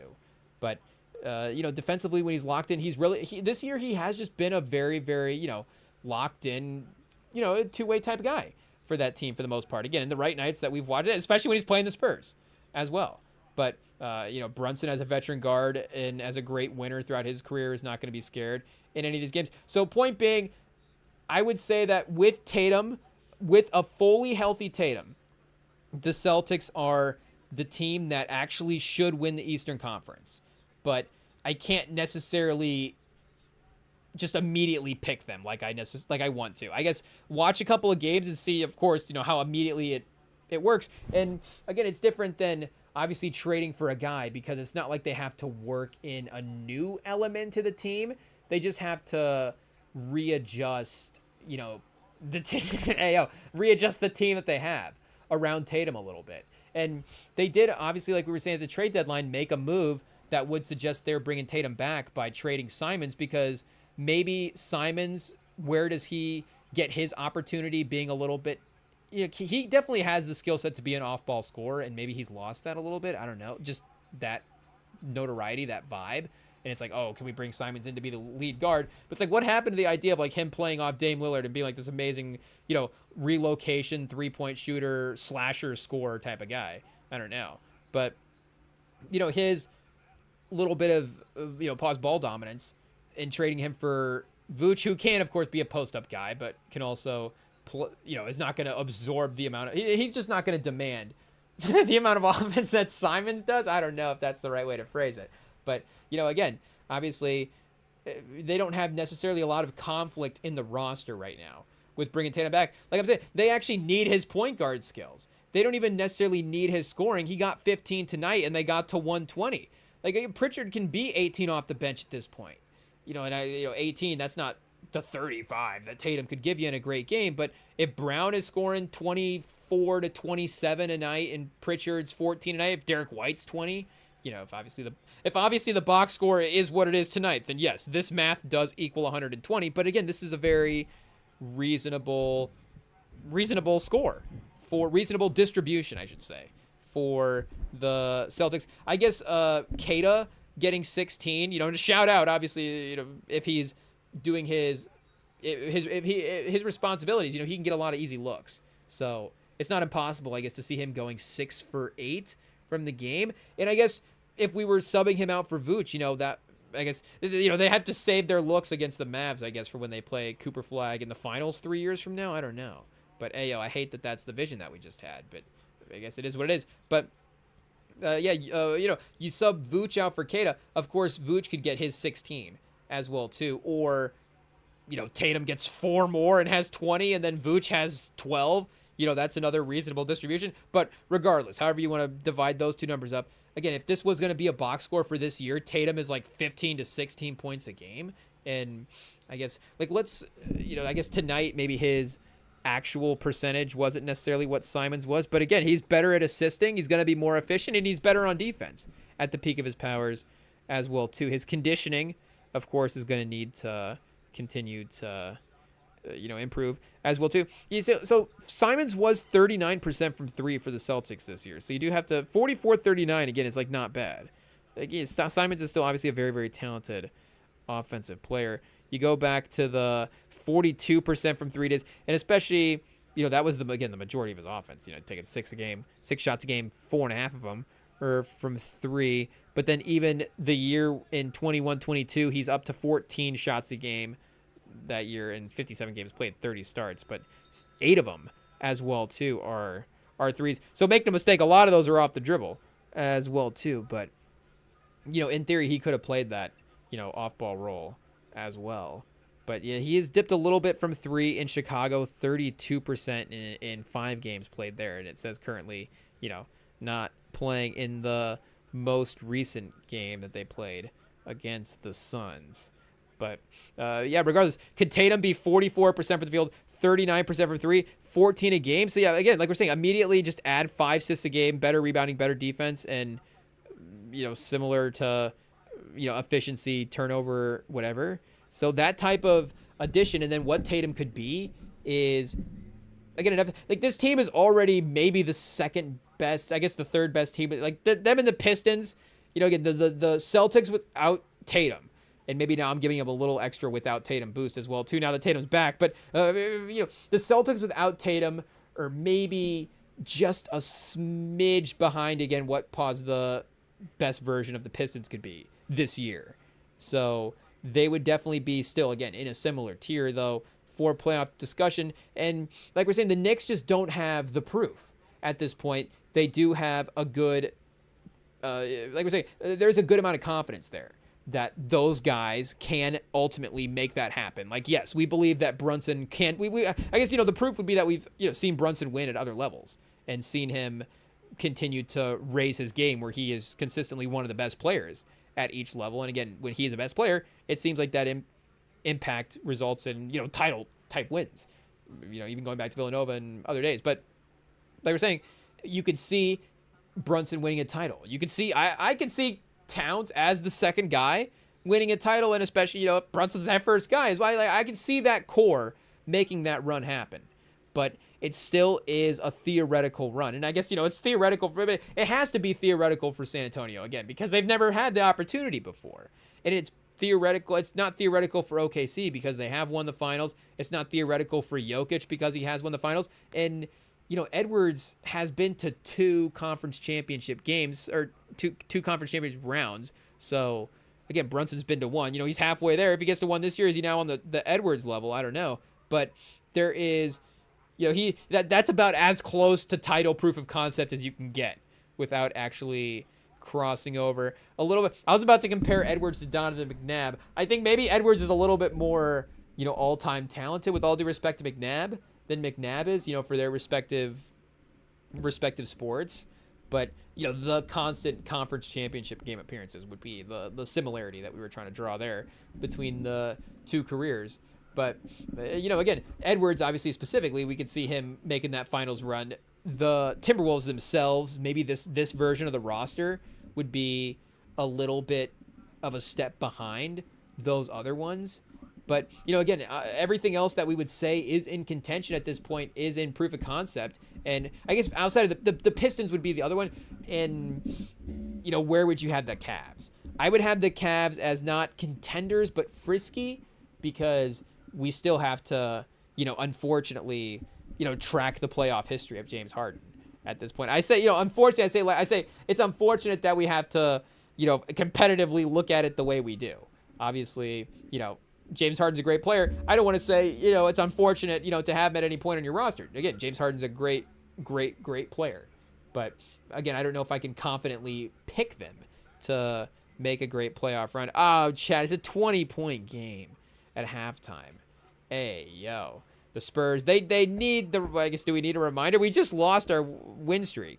So now we're just back to regular. Hey, yo, because even if you have that one loss in there, you get back on the win streak a little bit, 2 to 3 games. It's like, oh, now the Spurs 12 out of 13, 13 out of 14. You can start doing that. You start going, it would have to be like 20. You have to get back to 20 games where then now you're like, oh, I think it has to be 20 wins.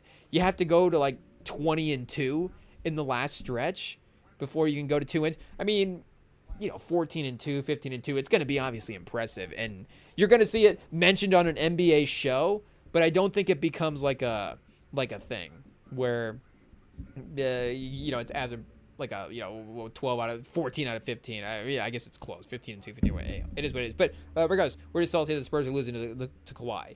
It is what it is. But, do we have to fire up? Well, we do have, I guess, not just the return of Tatum.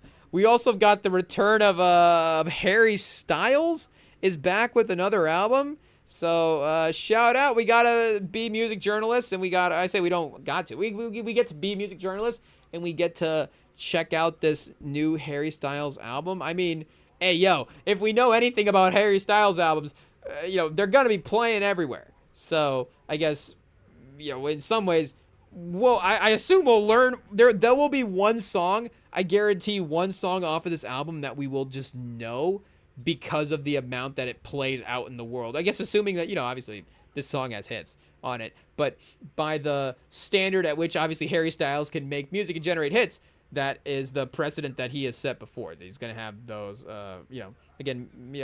massive singles off of his other projects that get the incredible radio play, walking around, next time we go to the Lids, I don't know if on the way to Lids, it'll be Harry Styles in the mall, maybe, but I guess, I don't know why I've never thought about, like, the difference between, the mall music and the store music. It's not just, like, one music just playing throughout the entire, like, every store is just, like, committed to the mall playlist. That would be brutal.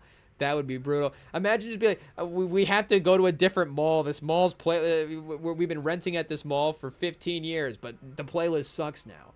So we're getting a location at a different mall. I guess, hey, if you had a location at a mall for 15 years in general, you probably won. That's a win in itself. So, shout out anyways. But I guess, at least you get to pick your own music in there. It is what it is. Journey's like having to generate music videos off of the mall, but I guess it's probably not super. There's going to be some overlap. It is what it is. But yeah, I guess again we'll see what level of top 40 type hits we get off of this album, or is he in the phase where he's gonna say, I'm not going for hits. This is introspective. This is personal. But it's called what disco occasionally. Disco is part of the title, so I would imagine if disco is, but it's only occasional. So I mean, there's two fun tracks on this album, and the rest is introspective. I don't know, but we saw to compare Harry Styles to Kendrick and Tyler, we saw Kendrick and Tyler both go directions with their music, and Jid as well too was saying with his newest album from 2025 that they weren't necessarily as focused on some of the introspection in their lyrics. They were just gonna kind of, they were gonna have fun with the lyrics that they were gonna, have, I guess not to say that it was all freestyles, but just to say that they again weren't as concerned with what is the most personal version of storytelling in each song. That's that's totally great, because you get sometimes amazing fun tracks in that direction as well too.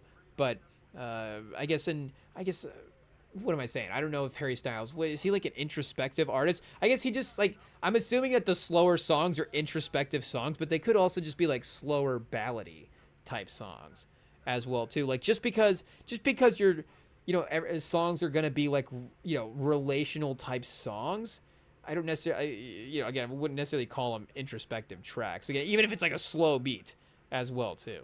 But again, is it the hey, I'm not worried about that disco album, or is there I guess greater little concept behind it? We'll just have to see. So the return of Jayson Tatum is there. Oh, wait a second. IT says we have to mention one more thing real quick before we get to one more thing. The Columbo segment of the night. Obviously everybody gets that reference. Should we just pull up a picture of Columbo real fast and see? How do you spell this guy's name? See this guy? Classic, chat. Classic. Maybe, I guess, we can't get the Columbo trench coat for Halloween. I mean, we could. It's just nobody would get it. It is what it is. And I was gonna say, it is on Tubi. Make no mistake. I mean, it's in the list. Shout out, it's in our list. It's one of the few shows that we go back to. We're trying to go back to more. At least right now, I've been trying to throw on a couple more shows. But again, obviously, a big movie guy over here. It is what it is. Do we need the Columbo remake? Back to the Chat GPT. Joe Budden is Columbo. I don't know if that's where we're going, but the problem is it hasn't stopped Hollywood before, but it's perfect. Like if you're talking about character to actor rankings, that does need to be a list. Like what actors are most tied to the characters? Because I forget what exactly the full scale of the conversation I was listening to, but I remember someone talking about it, in the course of the conversation, I've never seen Steinfeld. That's Haley Steinfeld's new sitcom that's gonna be dropping. But Jerry Seinfeld's sitcom Seinfeld, I haven't seen that one. But Costanza is the bald. If I have to ask, I mean that just shows my age. I feel bad having to ask, but saying that the other way shows that we're a kid of the 21st century. It is what it is. I guess Seinfeld major in the 21st century as well too. But regardless, we missed it. It is what it is. But Costanza, they were talking about how iconic, how difficult it was for him to get roles. Is Costanza the actor name, or is it the name of the guy on the show? Again, I don't know. But again, how attached he was to that character. Was I listening to? Was it the Rewatchables talking about? Because they just did Crazy Stupid Love on the Rewatchables. So were they talking about Steve Carell in The Office? Is that what it was? I don't know. But I was going to mention Steve Carell on The Office as a guy that kind of broke out of that a little bit. But I guess as an example the other way, where obviously he is iconic to Michael Scott, and Michael Scott is one of the most iconic characters. And again, if you think of Steve Carell's career, it is the first thing that you think of. But he has been able to become Steve Carell as well too, like Anchorman, again, Crazy Stupid Love, what's the one he did? Marwin, Welcome to Marwin or something. Obviously, icons all the way around. That's like, everybody's got to have their Roman J. Israel Esquire in there. But again, he's become he became a marketable comedy star there for a moment outside of, and because of The Office again, but outside of The Office. But Peter Falk is literally Columbo. And again, he has other roles, like his role as the grandpa in The Princess Bride. It's literally the only other thing I could think of that isn't. Actually, I did just save a movie that I saw that he was in the cast list of, and one of the reasons that I did save it is because I'm like, oh, a Peter Falk movie, shout out. Again, we haven't seen a lot of those, but Costanza. Honestly, I might have revealed the number one. Costanza might be the number one. That guy. Again, I have never even seen the show. I don't even really know a name. I just know that guy is Costanza. When we were talking about the 21st Century playlist at the turn of the year, it was we were naming songs. It's just In the Club is just a song that's just it's just been around before. I guess not before we were born, but we were so young that when it dropped, that song has just been around since we've been growing. It just is a part of it. I don't even remember the first time you hear that song. I don't remember learning about that song. It's that song is just around. It's oh yeah, In the Club. Just that song is, everybody's just born with the knowledge of that song, right? That's just how it goes. But again, it's just that's I guess I lost the comparison I was trying to make. Now I'm just thinking about 50 Cent. 50 Cent is doesn't have as iconic of a movie character as Columbo at this point. But was I gonna say that? I just. I don't know. It doesn't matter. But regardless, we saved a movie with Peter Falk in it. I guess was the another thing that that we were shouting out as well too. But regardless, Costanza is iconic TV character as well. Again, the fact that I can't think of another one that is it's a respect to a lot of the people in TV as well too, that they have broken out of it as well. I'm trying to think obviously Will Smith in The Fresh Prince, that's one of the biggest Hollywood stars we've ever had. Will Smith is Will Smith. Same Jamie Foxx in the Jamie Foxx show. Jamie Foxx is Jamie Foxx. Queen Latifah is Queen Latifah. And I guess, the timelines of sometimes you have a little bit of, momentum in your career and especially at certain times in, entertainment history, when shows and stuff were more important and getting a comedy was a little bit of the apex. You had to get a little bit of motion to obviously land a show, but then to, we're saying, for these people to take their careers to the next level as well too. Queen Latifah is, again, a major movie star outside that. Of all the people we've mentioned, she might have the best filmography of anybody. If you're just collecting the movies, they just put Bringing Down the House on Tubi. Hey, yo. And we haven't even gotten to that one because, they also put Belly and Deja Vu on there. Shit, it's like Tubi's been reading my mind. Hey, yo. Last month, we were I feel like I don't even know how many more months we can manifest movies onto Tubi. But for all you people out there that enjoyed Poetic Justice on Tubi in February, I feel like we manifested that. We're what movie do we want on Tubi for Valentine's season? It's got to be Poetic Justice. And boom, what did Tubi do? They delivered with Poetic Justice in February, and we were, I guess, what movie do you need after after Valentine's Day? Deja Vu, I guess. I don't, there's really no association there, but I just, every 3 or 4 weeks, I guess it is, that's that time of the month we have to watch Deja Vu, starring Denzel Washington and Paula Patton. It's just, it's a biological clock that we have. It is what it is. So we were getting to that time of the month. We were I hope that Deja Vu is on Tubi.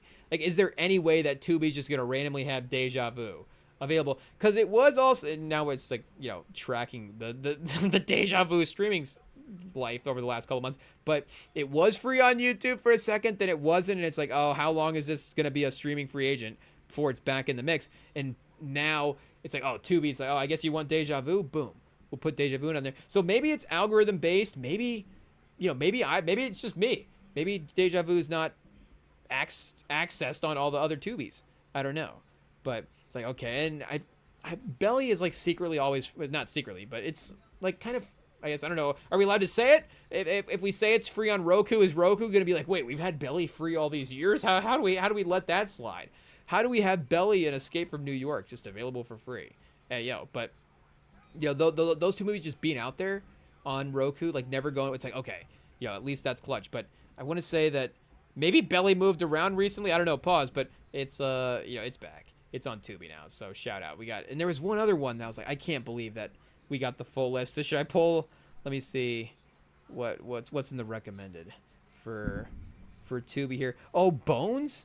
I guess I didn't pull Tubi up yet, but I did. Bones was another one. I was like, I guess I wasn't even hoping for Bones, but now that Bones is here, like shout out, because we were watching Soul Playing with Snoop. So we were like, okay, I guess we're just keep watching Snoop movies. The Wash actually was one that it might have been on Tubi before. Maybe now it's just recommended. But I was like, okay, I kind of want to check that one out and see what's going on again. Bringing Down the House, like we mentioned as well too. Oh, chat. I can't believe we didn't have Deja Vu in our top 10 for 2025 movies. It is what it is. Blue Chips. Oh, chat. I think I found the movie for tonight. Oh, Coming to America was that was the one we just fired up right away. I guess now we're talking about our Tubi watch time. It is what it is. That's the sign. We didn't even get to the thing we were supposed to be talking about this Trent McDuffie trade. Trent McDuffie got traded to the Rams. For anybody that I guess was concerned about Trent McDuffie before they fired up this Harry Styles album, the Rams got him. So shout out the Rams. It's a good trade for the Rams. I do get the idea of the Chiefs being like, hey, we need to transition this again. Like, we've had the run when Mahomes first got in there with Tyreek and Kelsey and those guys, and then we shifted to that to where it was a little bit more defensive focus. Still Mahomes and Kelsey on offense, but now, obviously Chris Jones. And again, McDuffie was a part of that, which is why I kind of think that, again, this is a confusing trade for the Chiefs because McDuffie, I thought, would have been like one of the 5 guys that you keep on this team. I would have said, okay, the core guys going forward are, and I don't know if you have to like have a certain amount of core guys. Like, again, if you don't have them, you just don't have them. You have to build your team a certain way. But now that Kelsey could still be a really, really good tight end, but I don't know if he's, the same number one Kelsey and Mahomes, again, not to put it all on Kelsey, but it is what it is. I don't know if Kelsey is at the point of his career where him and Mahomes can just take a team down the field in the same way. Again, maybe some of that is on Mahomes as well too. But obviously, again, you would still say that, respectfully, Chiefs fans would respectfully say he's not like a, I guess I can't even say it, but you get what I'm saying. A long-term team building 5 to 7 year window. If you have to get real specific about the guys that you're keeping around, it would be Mahomes. You got to keep Creed Humphrey. You got the best center in the league. Do you say, did they trade Trey Smith as well too? I don't know, but there's another offensive lineman that I'm thinking of that I feel like you would have to keep, but again, they've kind of been weird at times with their team building. So maybe we go back and be like, okay, are the Chiefs actually smart? I don't know. And it's like, well, they did build a 3-time Super Bowl champion. Obviously, Mahomes is a part of that, but yes, they are a smart team. But it is a little confusing. I guess Worthy, what are we looking at right now? Rice. Oh, we're not looking at receivers. We're looking at offensive linemen. So yeah, Creed Humphrey. I guess Smith is still there. Shout out. I would think that Smith would be borderline like a core level guy. Again, just the importance of offensive linemen is one thing as well. But if you said those 3 guys on offense, then I would have said Chris Jones and Trent McDuffie. And I kind of would, if I guess it has to be, 3 and 3 just to make, maybe Karlaftis would have been the 3rd, but to maybe have a dominant player in all 3 levels, I would kind of say sneaky Bolton as well too. I don't know if Sam would agree with me there. And, Chris Jones gets into an interesting similar situation with Kelsey just in terms of, what's the timeline here for years of him being, a top effective guy in the league. And I think some of that, unfortunately this year maybe was due to effort at times.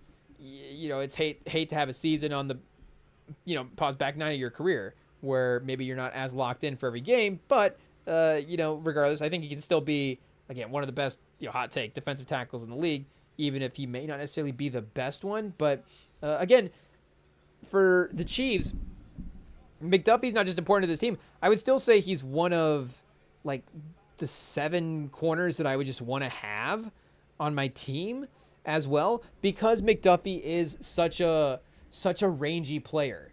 And Witherspoon is like this, of course, for Seattle. I think Surtain, his greatness as a corner is defined by the fact that, again, he is like literally a lockdown corner, and he is not a guy that you have to be like, well, he can also, again, if he has good skill set is one thing, but he's a guy that you can have as the number one corner in the league based purely on his coverage skills.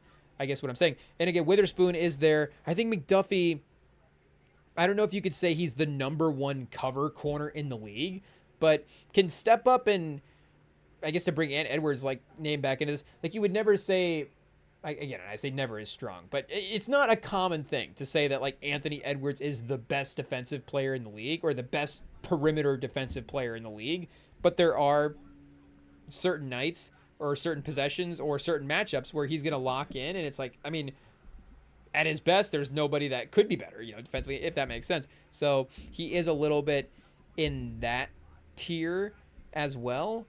But regardless, I think that his McDuffie's impact for the totality of the secondary, I still think is up there. I guess you start going that way as well too, like Brian Branch, but Brian Branch is he a corner or a safety? I guess he's kind of like a pure slot corner ish. And then Stingley, of course, for the Texans is another name that you have to bring up.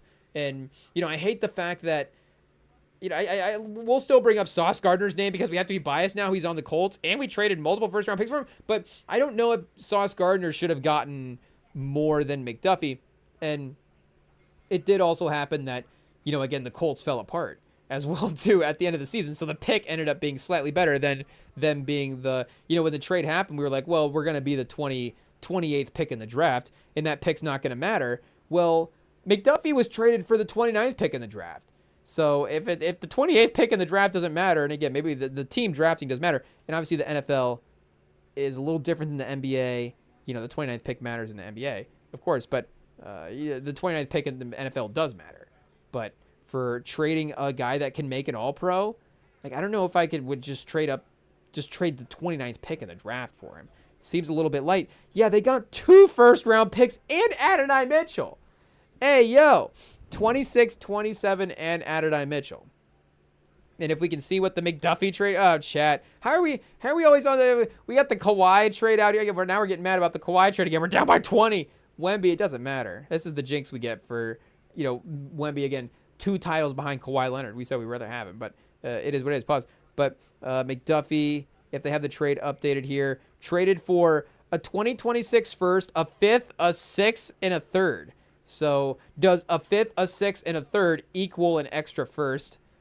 That 3rd does add a little bit of value there, and a 5th is not nothing.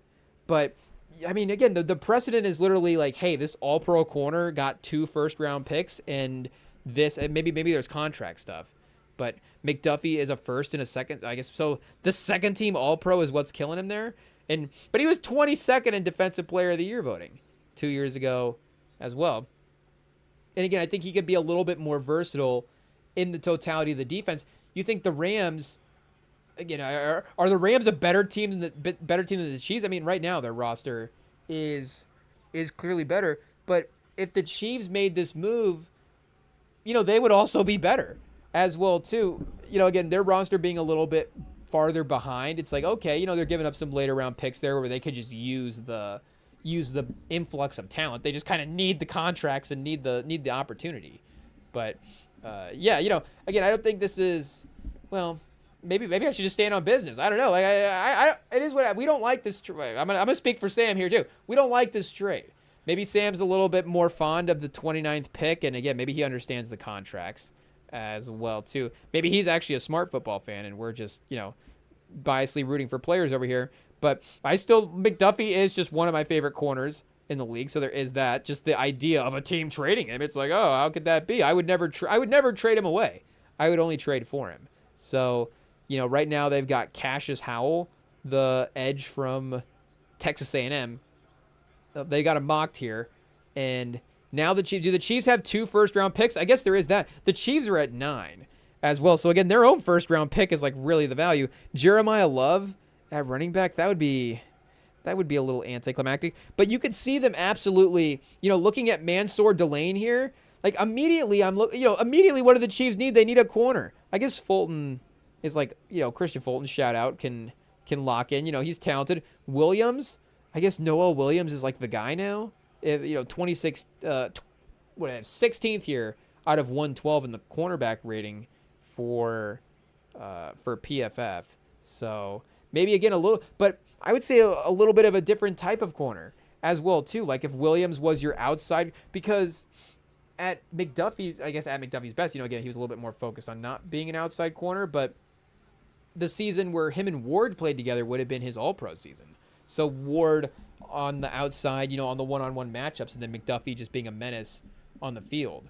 So I think that type of playmaker back there, is going to be, you think Verse in the secondary with the defensive line they have, just to get, again, like a ball hawk like McDuffie back there. And where's Jalen Ramsey even at? Now I'm just bringing Jalen Ramsey back. Do they have AI 20 whatever Super Bowl year they won Jalen Ramsey as well too? McDuffie, Forbes is the other tight end. Is that Emmanuel Forbes? So the Rams did need this trade. Hey yo, shout out to Emmanuel Forbes. He could probably play better with McDuffie on the other end. But pause. And did they lose? I'm trying to think. Did they lose Cameron Curl? I don't think he was. Now we're not even in NFL brand. We can't remember what team Cameron Curl played for last year. That's just disgusting. It is what it is. Okay, he did play for the Rams. He's not listed in the starting lineup. Where's Cameron Curl? Where is he a free agent? Oh, I think he might be a free agent. That may have answered our question. So assuming they don't bring him back potentially, again, their secondary could be a little bit. They do need to bring Curl back if he is a free agent. Early free agency take. Here, let me pull this up real quick and see. And again, being biased, Curl, one of our favorite safeties in the league. So are the Rams sneaky into Mistress team territory? We do love Verse as well. The fact that the Rams have Verse and McDuffie, that honestly may qualify them. The Rams may be in Mistress team mode. It's getting close. Let's see how far down the free agent rankings we get before we have to give up hope that Cameron Curl's are. Brian Cook, the 20th ranked free agent. Will the Chiefs, I guess, lose another secondary piece there? Brian, losing for nothing. Should they have traded him in the offseason, NBA style? And Jalen Watson is a free agent as well too. So are they freeing up potential cap space or potential? I guess because McDuffie was still on a rookie deal, so it would be the potential of cap space in the future, unless he's on an extension right now. Can we see pause? Can we see his current contract on here? I guess not. Would have to go to a second page, do a little research, catch up the knowledge there. I would assume that Cameron Curl would be a better safety than Brian Cook, but I do like Brian Cook as well too. I shouldn't have said it like that because Brian Cook is talented. I would take him on the Colts. Shout out. But if I had to make a choice and it was sign either one of those guys, 37th? Yeah, I guess, again, it's not like PFF has to agree with us, but personally, I would have Cam Curl on our Orlando Magic. I guess, would the Orlando Magic also have football players on their free agency, the Rob Hennigan whiteboard from back in the day? Cam Curl would be higher up on the safety list. I guess here, can we just look at safety free agent rankings? Shout out. This is obviously the last thing that you have to do before you listen to a Harry Styles album is pull up the free agent safety rankings simultaneously. But so they do have him second overall at the position, I guess, behind Cook. Being that far, I guess Cook was fourth this year as well too. Cook maybe has gotten a little bit better than we thought. Cook, he recorded a missed tackle rate of just 5.6%. He is a reliable tackler. And his pursuit is really, really great. But I guess the joke that we've made before in the past is like Brian Cook always is just like chasing down the guy. So it's like, again, that's a good thing. But it's like, why is he 15 yards away from every receiver? Maybe also be by the receiver as well too. But shout out. Again, great secondary player. But Cam Curl is number 2. Byard 3, Peppers 4, Jalen Thompson 5. So maybe, and the Chiefs do this as well too. Pause, like you could see them, again, because Brian Cook is maybe going to get paid. Who was the who was the safety? I guess speaking like Ward he got traded to the 49ers. But there was just a safety that left with that was pretty nice. That was like, oh, how are they, like when Matthew left, that was a bit of a hit, and then they replaced him, but Cook was one of the guys that was like, they're letting the previous safety walk for more, and Brian Cook's going to take over, and it's like, hey, this sneaky later draft pick is like maybe a good starter. And again, obviously he's starting to the point where PFF has him graded 4th overall in the league, so you could let Brian Thomas walk, bring in Jalen Thompson. I think Jalen Thompson's going to get a decent contract though. Kobe Bryant just won a Super Bowl, so he's going to have that boost. Reed Blankenship, hey, 89th to 91. I don't know about that. Jalen Hawkins from the Patriots. I'm assuming maybe they want to keep him. Brisker, do you get Brisker from the Bears instead? Ardarius Washington. Hey, chat, who's good? The safeties. Shout out Cisco from the Jets. How old is Cisco? 26? That could be, honestly, I could see that. Suffered a season-ending injury in Week 8, ending a 3-year streak of playing at least 800 snaps on defense. A solid starter, PFF grade above 60. And then in the Spags defense, has like a really good year. Or Gardner Johnson as well, too. He hasn't had a cheese run yet. Oh, Donovan Wilson has had some better graded seasons. He is 31 at this point. Poyer, 35-year-old Poyer. I don't know. Or Geno Stone. Geno Stone now, maybe Nick Scott. Yeah, again, the safe, maybe it's just, deep safety class to some degree. Dane Belton. I don't know. Or again, shout out. We like safeties. It is what it is. But yeah, I guess up next, we'll actually listen to this Harry Styles album. Blast through this real quick. Hopefully it's not. Hey, chat, the runtime. We're gonna be past our bedtime tonight. Do we get a runtime check here before we go to break? I don't know. We haven't glanced at this yet to see what we are in for. But 42. Harry Styles. Yeah, what is he? Playboy Cardi over here gonna drop 30 songs? No, he's gonna be more Bruno Mars than Playboy Cardi. Can we say that? It is what it is. But yeah, Kiss all the time, disco occasionally. Hey, you know what? If we had to cook up the ratios there, I don't know if we would necessarily disagree. What would the other option? Disco all the time, kiss occasionally. Yeah, chat, I like it the way he has it. So, pause. But we'll be back listening to the album, I guess. Right after this, Harry Styles, 12 songs, 42 minutes, back again, him and Tatum. Hey, yo, what a night. So, yeah, we'll fire it up right after this.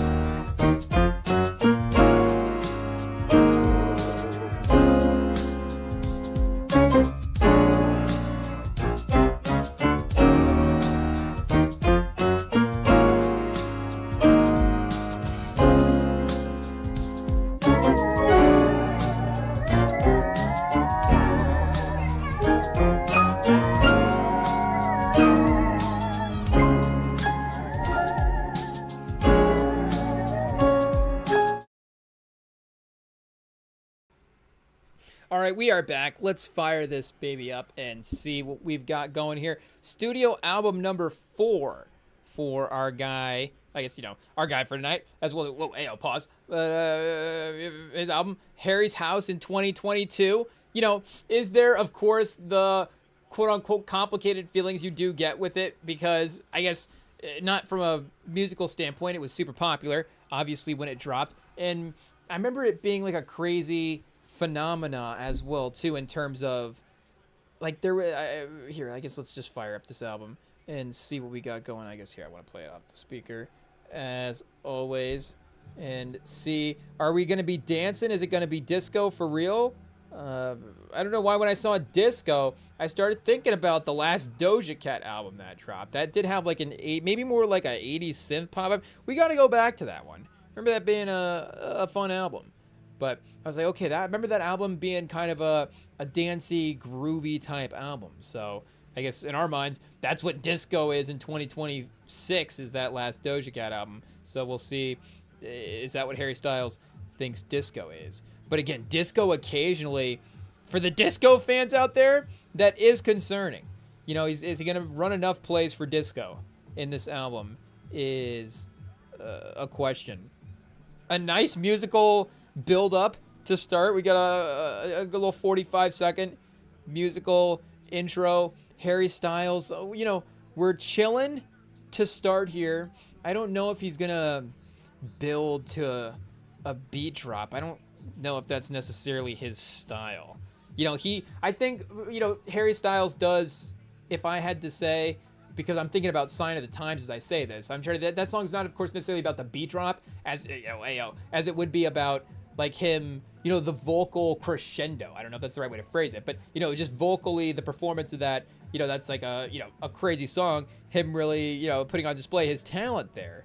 And I would say that, his songs build to those type of moments more so than, again, like production oriented, like, beat drop type stuff here. And you do see like the drums kind of kicking in nicely here. Again, very kind of ambient as well. I guess I don't know the cuts from his albums enough to say what a full project would look like from him. So to see what would be other starting songs off of albums. Music for a Sushi Restaurant, which I guess all of these songs are majorly streamed, but it's, top half of the album. For sure. Late Night Talking was the As It Was, 4.2 bill. Oh man. Hey yo, you forget. I don't want to say that song has really gone away, but it kind of has. I'm trying to. I feel like this is a song that should be in the work playlist, just as like super popular radio songs from 21st century. Like at 4.2, this got to be like one of the 10 most streamed songs around. And in some ways, some of those like crazy streaming ones, like again, these numbers are being racked up in silence. Hey yo, I don't know if in silence is the right way to phrase it, but like we always bring up Hotline Bling for Overplayed. That song gets gets played so heavily at some point that like, is it just like banned now?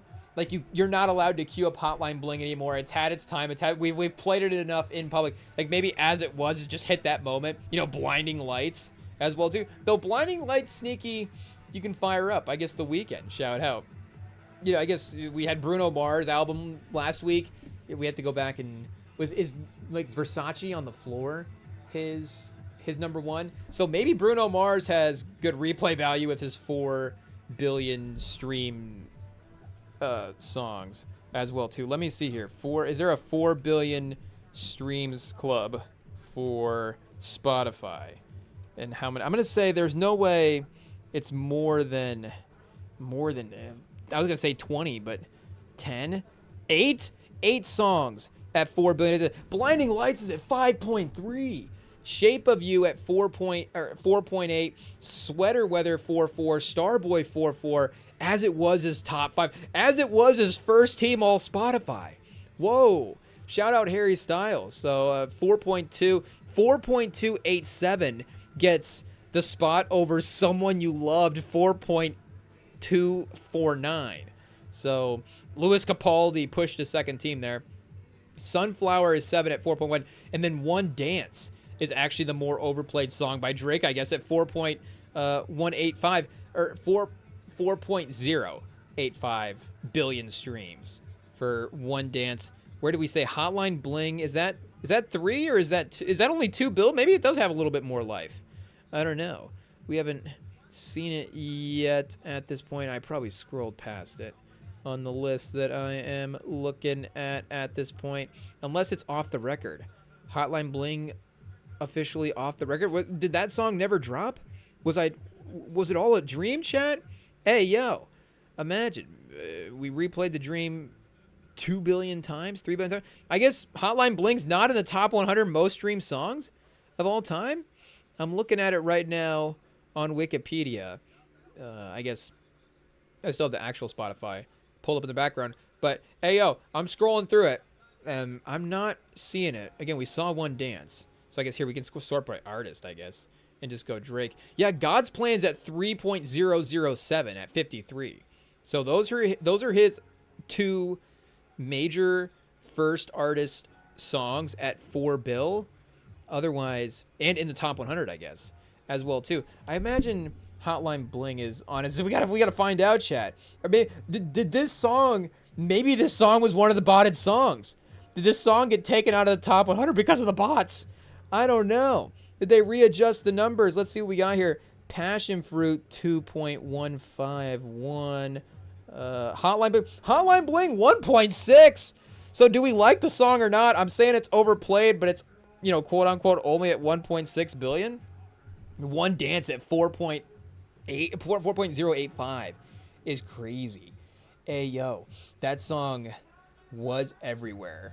But that song played at work the other day, and I was like, oh, gee. I mean, you can only listen to, I guess I'm not going to call out a band name, but, sometimes it's like, just get us back in our lane. I guess, hey, yo, it is what it is. Just an artist that we would queue up is nice. But shout out. The one Drake song I think that's ever played at at work is I guess One Dance. It is what it is. But maybe Passion Fruit could get in there. I don't know. Pause. That seems like a low key chill song. It's not the radio. It's some, I guess management's got control of the playlist. It is what it is. We haven't fought for those rights yet, but those would be those are the rights those are the worker rights we're fighting for. We're really campaigning for worker playlist rights at the workplace. I think it should be more normalized that workers are allowed to pick the music that they work to.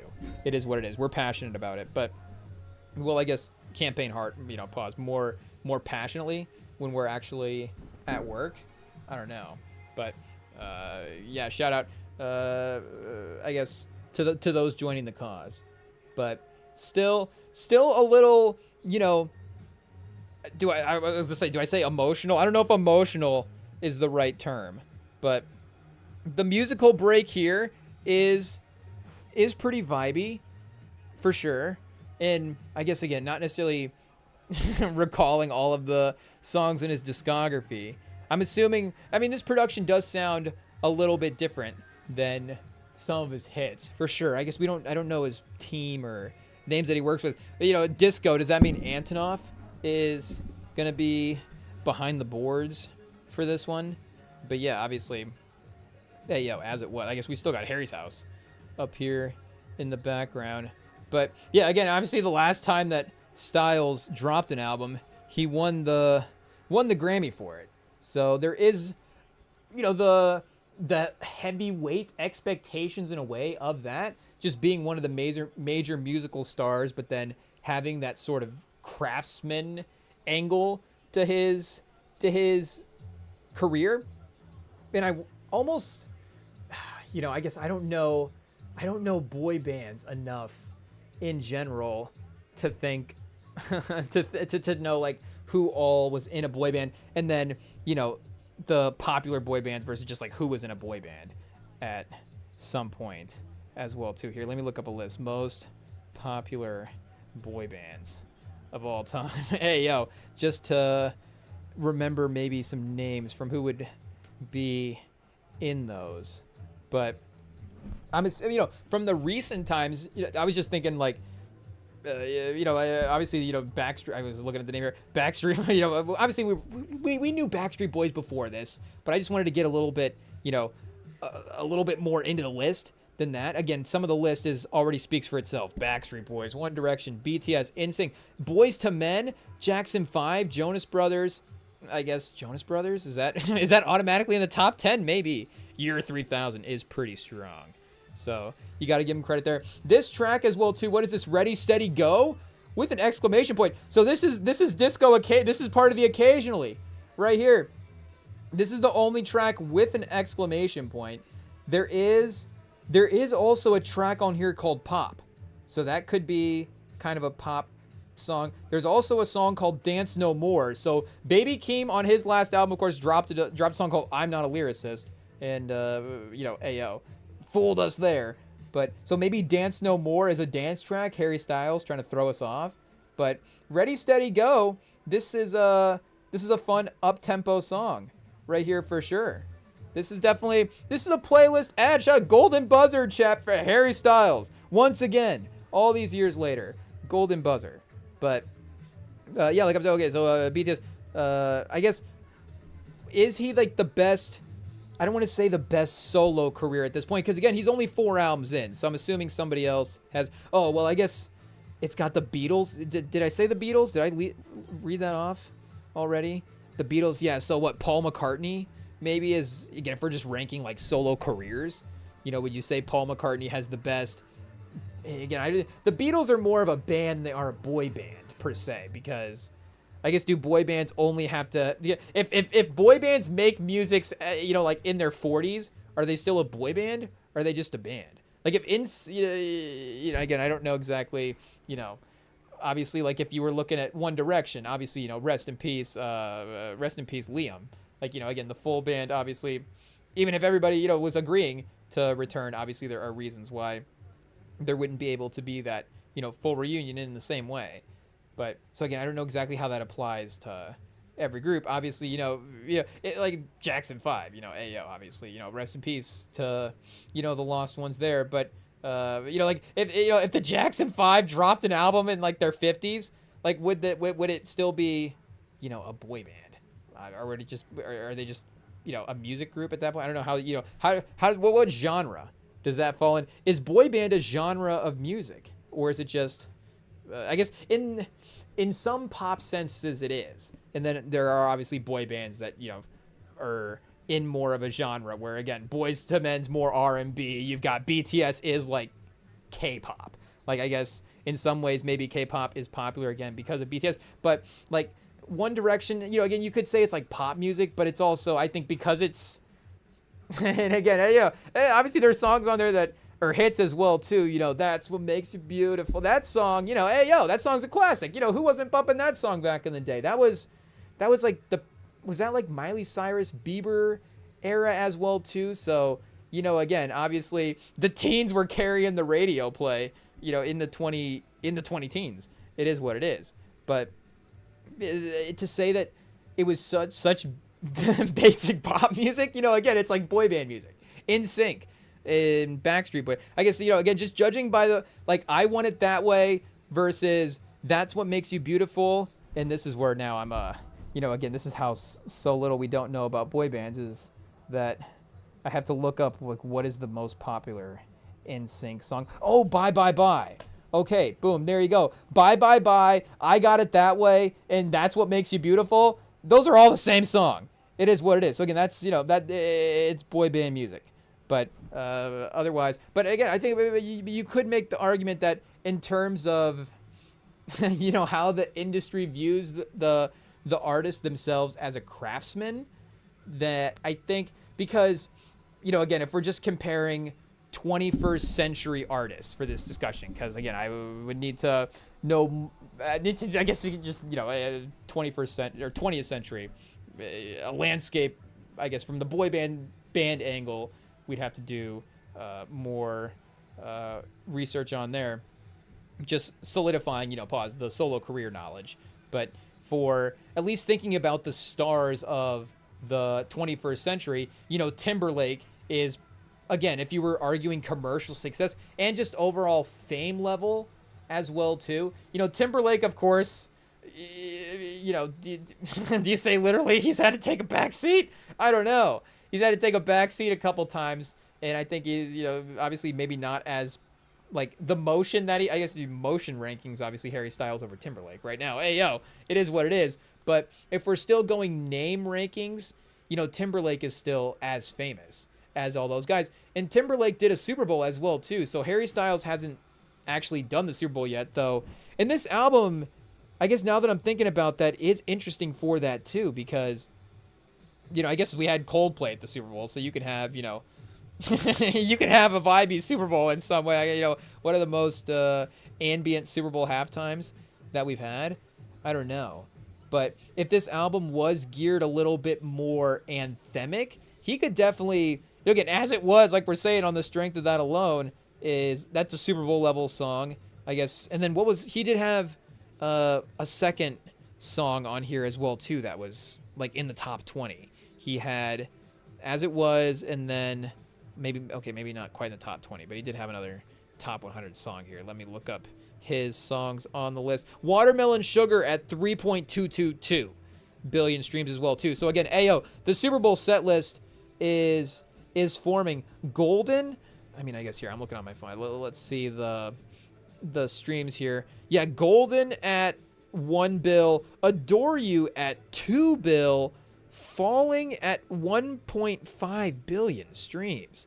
So those are also, and again, you don't even have to be in the billion stream club to be necessarily a Super Bowl song, but it's like, that's a lock if it is in the billion stream club for the most part. Then I guess again, obviously genre, types of songs. Not every song maybe is built for the Super Bowl halftime, but again, obviously Harry Styles, being a little bit more palatable music for everybody. Obviously, like we're saying, those songs are popular in that type of way where they can't be, played in front of a large audience. I don't know. Sign of the Times at 2 billion, like we were mentioning earlier, is another classic as well too. Sweet Creature, yeah, that one slaps. Hey, that's a good song for sure. 6, 7, 8 on the streams. Hey, you go get that one in the Super Bowl. Again, definitely a vibier Super Bowl halftime, but he definitely has, again, the fame to do it. And obviously, if you're having Harry Styles at the Super Bowl halftime, I would assume the storylines again would be which One Direction people does he bring out, and then to dip into that catalog as well too. But again, in terms of viewing the fame, to put him on that fame level of JT, again, discography style excluded, it's pretty close. I would say peak of the powers, though. Again, I would give that to JT, but I'd be curious to go back and double check. And the industry nominations are going to definitely be there. He was, obviously an industry darling, maybe in a little bit of a, in always kind of a boy band type of way. I guess here, let me double check the Timberlake, nominations and see what we've got going on. But it does seem like, again, Harry Styles' artistry, and obviously it's respected because it's been really great through these first 3 albums. So again, he's earned the respect, but like we're saying, the earned respect that he's gotten in that in those circles has definitely been very, very impressive. For, again, you're coming from the the pop lanes and stuff. Not to say that wouldn't get respected as well too, but he does seem he has kind of again created a very the industry does definitely love when he drops music. But I guess the only Academy Awards, I'd say the only Academy Award he got was Best Original Song, but that would be for acting. Okay, here we go. Yeah, Grammys. Hey, getting our award show mixed up. So I guess maybe not the. Okay, here we go. The wins are starting in the 2000s. Getting nominated every year. 2000, 2001, 2, 3, 4, 7, 8, 9, 10. So a little resurgence there. And then 14, 15, 17, 19. And then Best Song Written for Visual Media 2025. I guess he got nominated this last one as well too. In Sync. Oh, they are back, chat. Hey, yo. Better Place is a song by American boy band NSYNC. It was released September 29th, 2023 through RCA's the lead track for the single. For the film, Trolls band together again. So Trolls has been like the best thing for Timberlake's, post, or like the second half of his career here. But because Can't Stop the Feeling was also Trolls as well too. So maybe that's just what he's only making music. It's like Bruno Mars. He's only making music for Trolls, but he just still makes just really, really, popular hits when he drops hits. But yeah, shout out. It's also, again, gotten him a couple of nominations there as well. He did, I guess, his album of the year. Yeah, Future Designer Love Sounds did get nominated for Album of the Year. Justified won Best Pop Vocal Album, also Album of the Year in 2004, and then some other Best Pop Vocal Albums, I guess, for NSYNC as well too. So here, let's go for Harry Styles to see what we've got. And again, a little bit, I guess, earlier on in his career, but this is before he starts making movies for whatever his version of music for whatever his version of Trolls is down the line. The Croods 7, Harry Styles dropping it, exclusive singles for the Croods franchise. But if we were going for his, I guess, awards here, let me see. Artistry. He's got a whole page on Wikipedia just dedicated to artistry. Hey, yo. Philanthropy and advocacy. Shout out. But also, where is a list of awards and achievements by our guy Harry Styles over here? Again, like we're saying, last one, easy to remember because it was, it was a close battle. And like we're saying, that album, that, as it was literally everywhere. So the power that song had, you do have to give it some respect. Though, again, Renaissance, you could argue it's the best Beyonce album. I think that for me, it has the most complete replay value. I guess not the most. It's just the one that I revisit the most. Hey, yo, as we're not paying attention to the game, the Spurs have worked their way back into the fourth quarter here. They're down by 2. We shouldn't have mentioned it. We've jinxed it. Kawhi's going to close them out. But, at least they fought back and made it respectable. So, as I say, he has more Academy Awards than JT. But no, they just have it listed differently. And he doesn't. Harry Styles, no Academy Awards yet. Did not get an Academy Award for his cameo in was that in the Eternals? Or was that like Guardians of the Galaxy 3 or something? I forget. But yeah, he does have Pop Vocal Album with Fine Line, Pop Vocal Album with Harry's House, and Album of the Year with Harry's House as well too. So I guess what was the other one? Here's Harry Styles. So I guess the original album didn't get nominated in either of the categories, which is a little bit surprising, I guess, looking back at it. And Fine Line was just, again, a genre nomination, not necessarily Album of the Year. Adore You, Best Music Video. Watermelon Sugar, Best Pop Performance. So not getting a Song of the Year nom as well, too. So I guess, he has earned it with this last album as well. And like I'm saying, there was definitely, I don't remember, because I guess we weren't necessarily following it, step for step. But, again, it was so prevalent we couldn't miss it. Because I remember around this time, we had to, because I remember we took a trip to Chicago around this time with the Friends group. And I remember there being like a Harry Styles pop out at some point where I don't even think Harry Styles was there.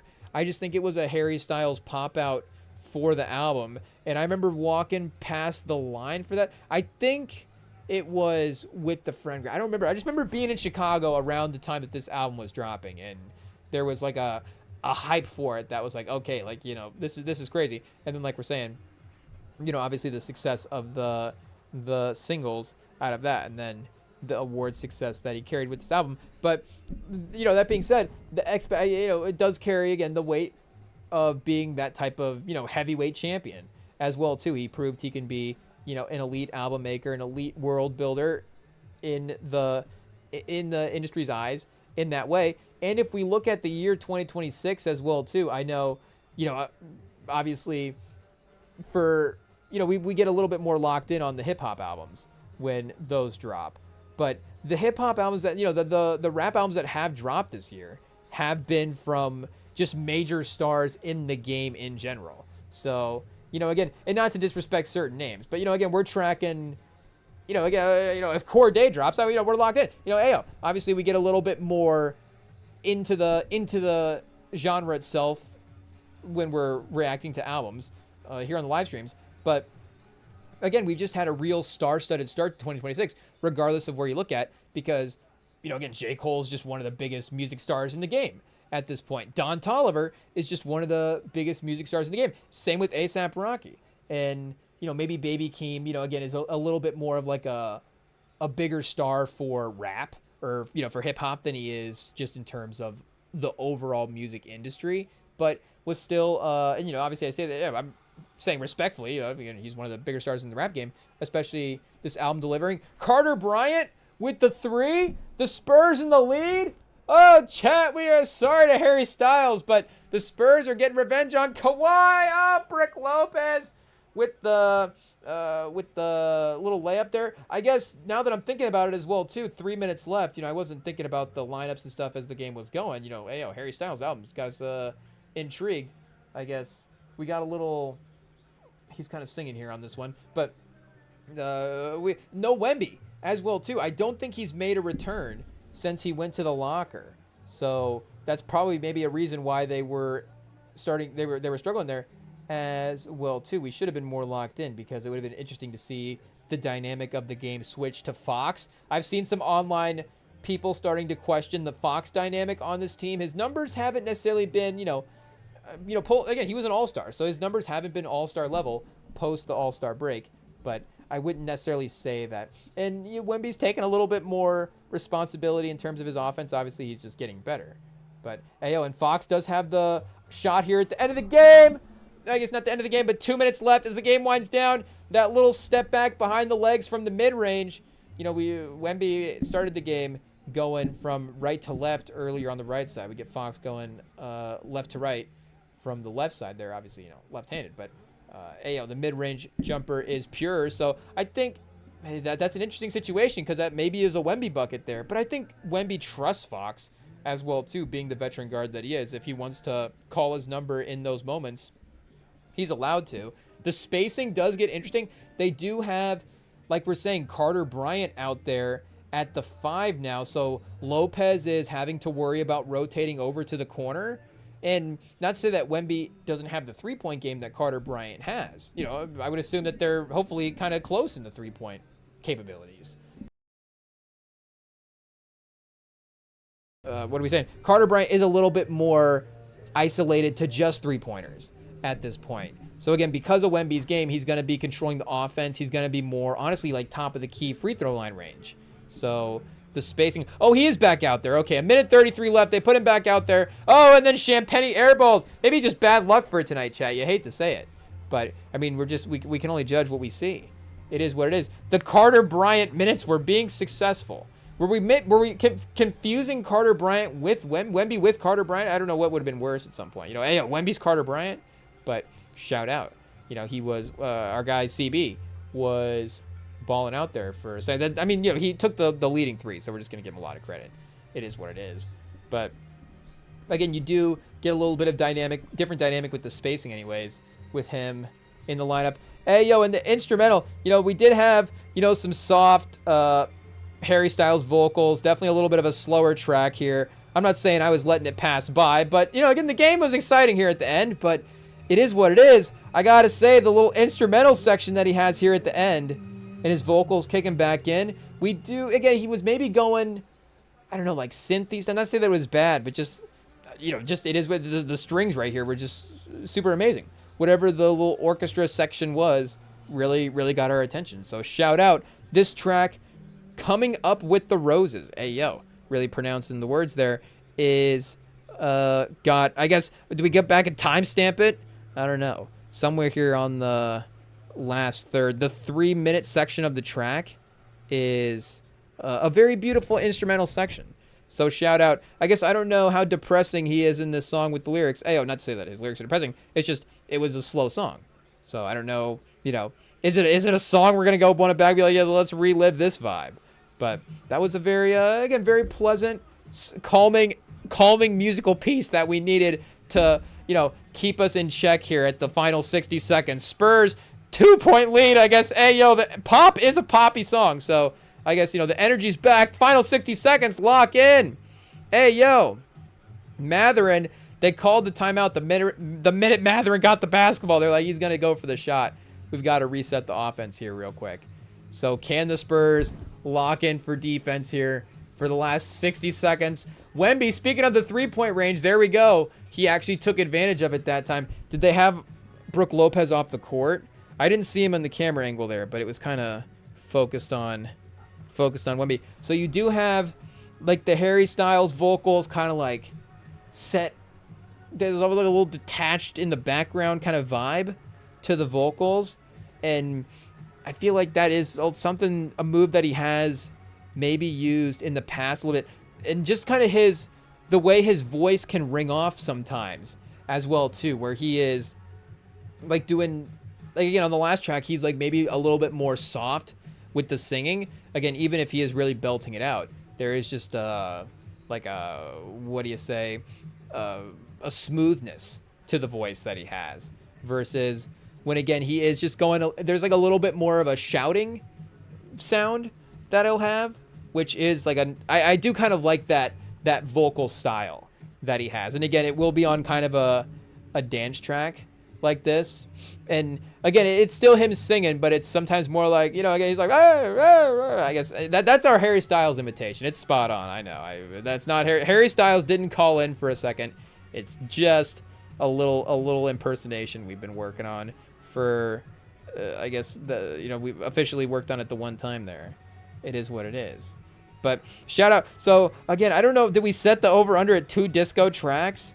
I guess we are kind of at 2 upbeat tracks for the track list at this point. So maybe he rounds out the end of this track list. You know, the reward for the introspection is, you know, we get to the little bit of a dance vibe here at the end. But yeah, you know, we definitely have, you know, him, and I guess go back and check other Harry Styles tracks, but, you know, leaning into those musical breaks in the latter third of the songs. In this one, you know, being in a little bit more of a distorted synth situation is very, very catchy as well. So the upbeat songs are definitely going to grab our attention initially, but they have seemed to land here as well. So shout out. And I guess, you know, do we continue the conversation that we were having with expectations? We get distracted over the last 45. Oh, Chad De'Aaron Fox he got Kawhi Leonard leaning.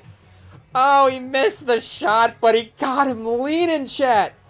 He got him leaning. The greatest defender of all time. He broke him.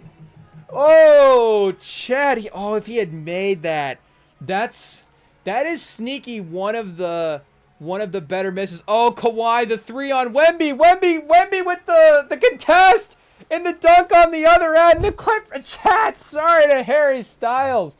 It is what it is. We might have to pause the album. Oh, Chad, I'm sweating. Hey, yo, San Antonio is alive and well. I can't even hear the music. I'm just listening to the game. Hey, yo, did Wemby block that shot? He got the contest on Kawhi, and then working his way down the court for the fast break opportunity. I mean, the pass from Fox, the quick pass up the court. Oh, Chad, get out of here with your criticism of the duo. Hey, yo. I mean, I'd not say that the Clippers are obviously the final team, but now we're disrespecting the Clippers. You know, obviously we don't have them in the tier 1 for the finals competition this year, but like we're saying, a battle that they had to win. Hey, yo, I guess we tread lightly these days, but still, in the NBA, it was something that they had to work through this second half to be able to overcome that deficit. And I guess, to still pay attention to the album. Again, Dance No More is a dance track. This may be actually the most dance track on the other ones. Do we need speaking of Will Smith earlier, do we need Hitch in here to help us improve our dance moves? We'll just stick to the Kevin James chat. It is what it is. Just, just arms right by the side here, just back and forth. Hey, yo, just right in the pocket. It is what it is. If there's one thing we've learned from Hitch, it's how to dance like Kevin James. Hey, yo, at least we took the advice that Hitch gave and we didn't watch Kevin James, bust a dance move before that and be like, actually, you know what? Kevin James is, he's an athlete. Hey, yo, I guess, you're not Paul Blart chasing people for nobody. But is Ty Lue going to get a tech? He's yelling out something right now. I don't know. I think they might have just called a timeout. Or was there a foul off the ball? I don't know. Oh, Batum was out of bounds. Oh, Chet. Oh. They threw it back to the inbound room. Batum's foot was on the line. Fourth quarter. Why is Batum in, Chet? Why is Batum in? Vassell just pushed off. Oh, Chet, this is chaos. This is chaos. Did the Spurs just get an offensive foul? I mean, I didn't even defend our guy there. I just immediately said Vassell pushed off. IT cut that out. It is what it is, but in terms of, it's going to get called. It is what it is. Good job by Derek Jones. Definitely a little exaggeration on terms of the, momentum carrying with the fall and everything, but it for flopping in 2026, I would say no fine. I would say that's perfect. I would say that's not flopping. That's legitimately drawing a foul.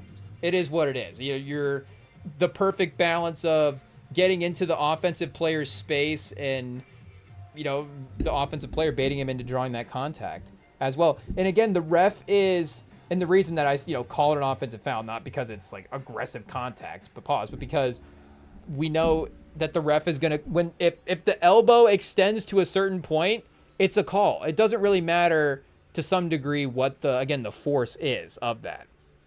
So that's Derek Jones selling the extra force to, lock in that it is a call. But, again, it's just baiting that offensive player into getting that arm to extend all the way. It is what it is. Ayo. So, Harry Styles, he is chilled back out here. Paint by numbers. I guess paint by numbers is a calm time. Though, I see you dancing around painting by numbers. That'd be fun as well too.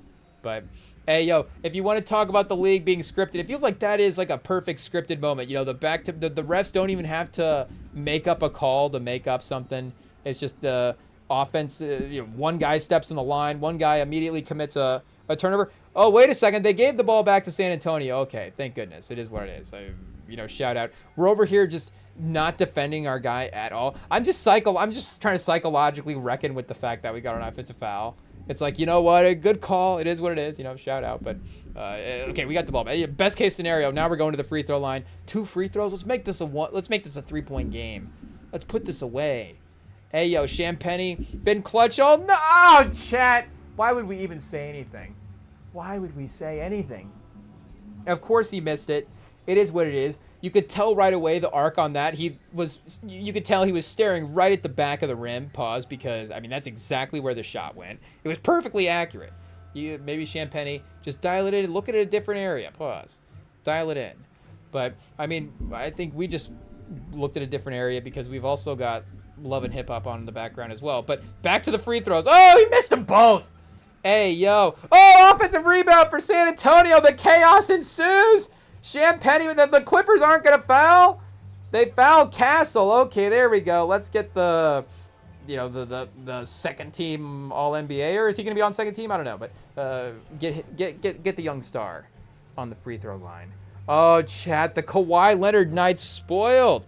Shout out. What's a box score here? Did he? I guess hopefully at this point he had a great night. If the game's close like this, I hope he had a great night. I guess he hope he doesn't hit a 3 here with 6 seconds left to tie the game. I should probably not look at the ESPN real quick because it will probably be ahead of the live stream, but it was actually pretty locked in there, so shout out. But 114 to 112, 6.1. Carla's song, the last track, chat. Ayo. We'll see. A countdown. Carla's song, the outro to this Spurs-Clippers game. It is what it is. Can Castle make it a 3? Oh, Chet, he's short-legged, and then he got another offensive rebound. Oh, Chet, he short-armed the rebound, knew it right, short-armed the free throw, knew it right away, got the jump on getting to the basket. Nobody boxed him out. That's really what it was. Nobody boxed him out. Is Wemby crying? Oh, chat, this is like Pat Bev jumping up on the scores table. Wemby's crying. The Spurs are hugging. Kawhi Leonard leaves in defeat. Chat, it's a great night. It's a great night. Hey, yo. I mean, again, there's two things that matter in San Antonio: winning a title and making sure Kawhi Leonard doesn't win a title, chat. Hey, yo. It is what it is. It might honestly be at this point, and now that we've lost, or now that we've won, now that Wemby's crying and the emotions high, is it the number one player to team rivalry in all of sports right now? I'm trying to think in the NFL if a player has like a, you would say maybe like Rodgers to the Packers, but again, Rodgers is not. I guess with all due respect, Rodgers can still probably go out there and win you a game, but it would actually be an iconic performance if he did, go out there and single-handedly beat the Packers. He could go out there and command a pretty respectful game. Oh, Kawhi almost, got the claw in there and stole that rebound. But yeah, nobody. Is that Batum not boxing him out? Oh, Kawhi with the seal of approval. Chat.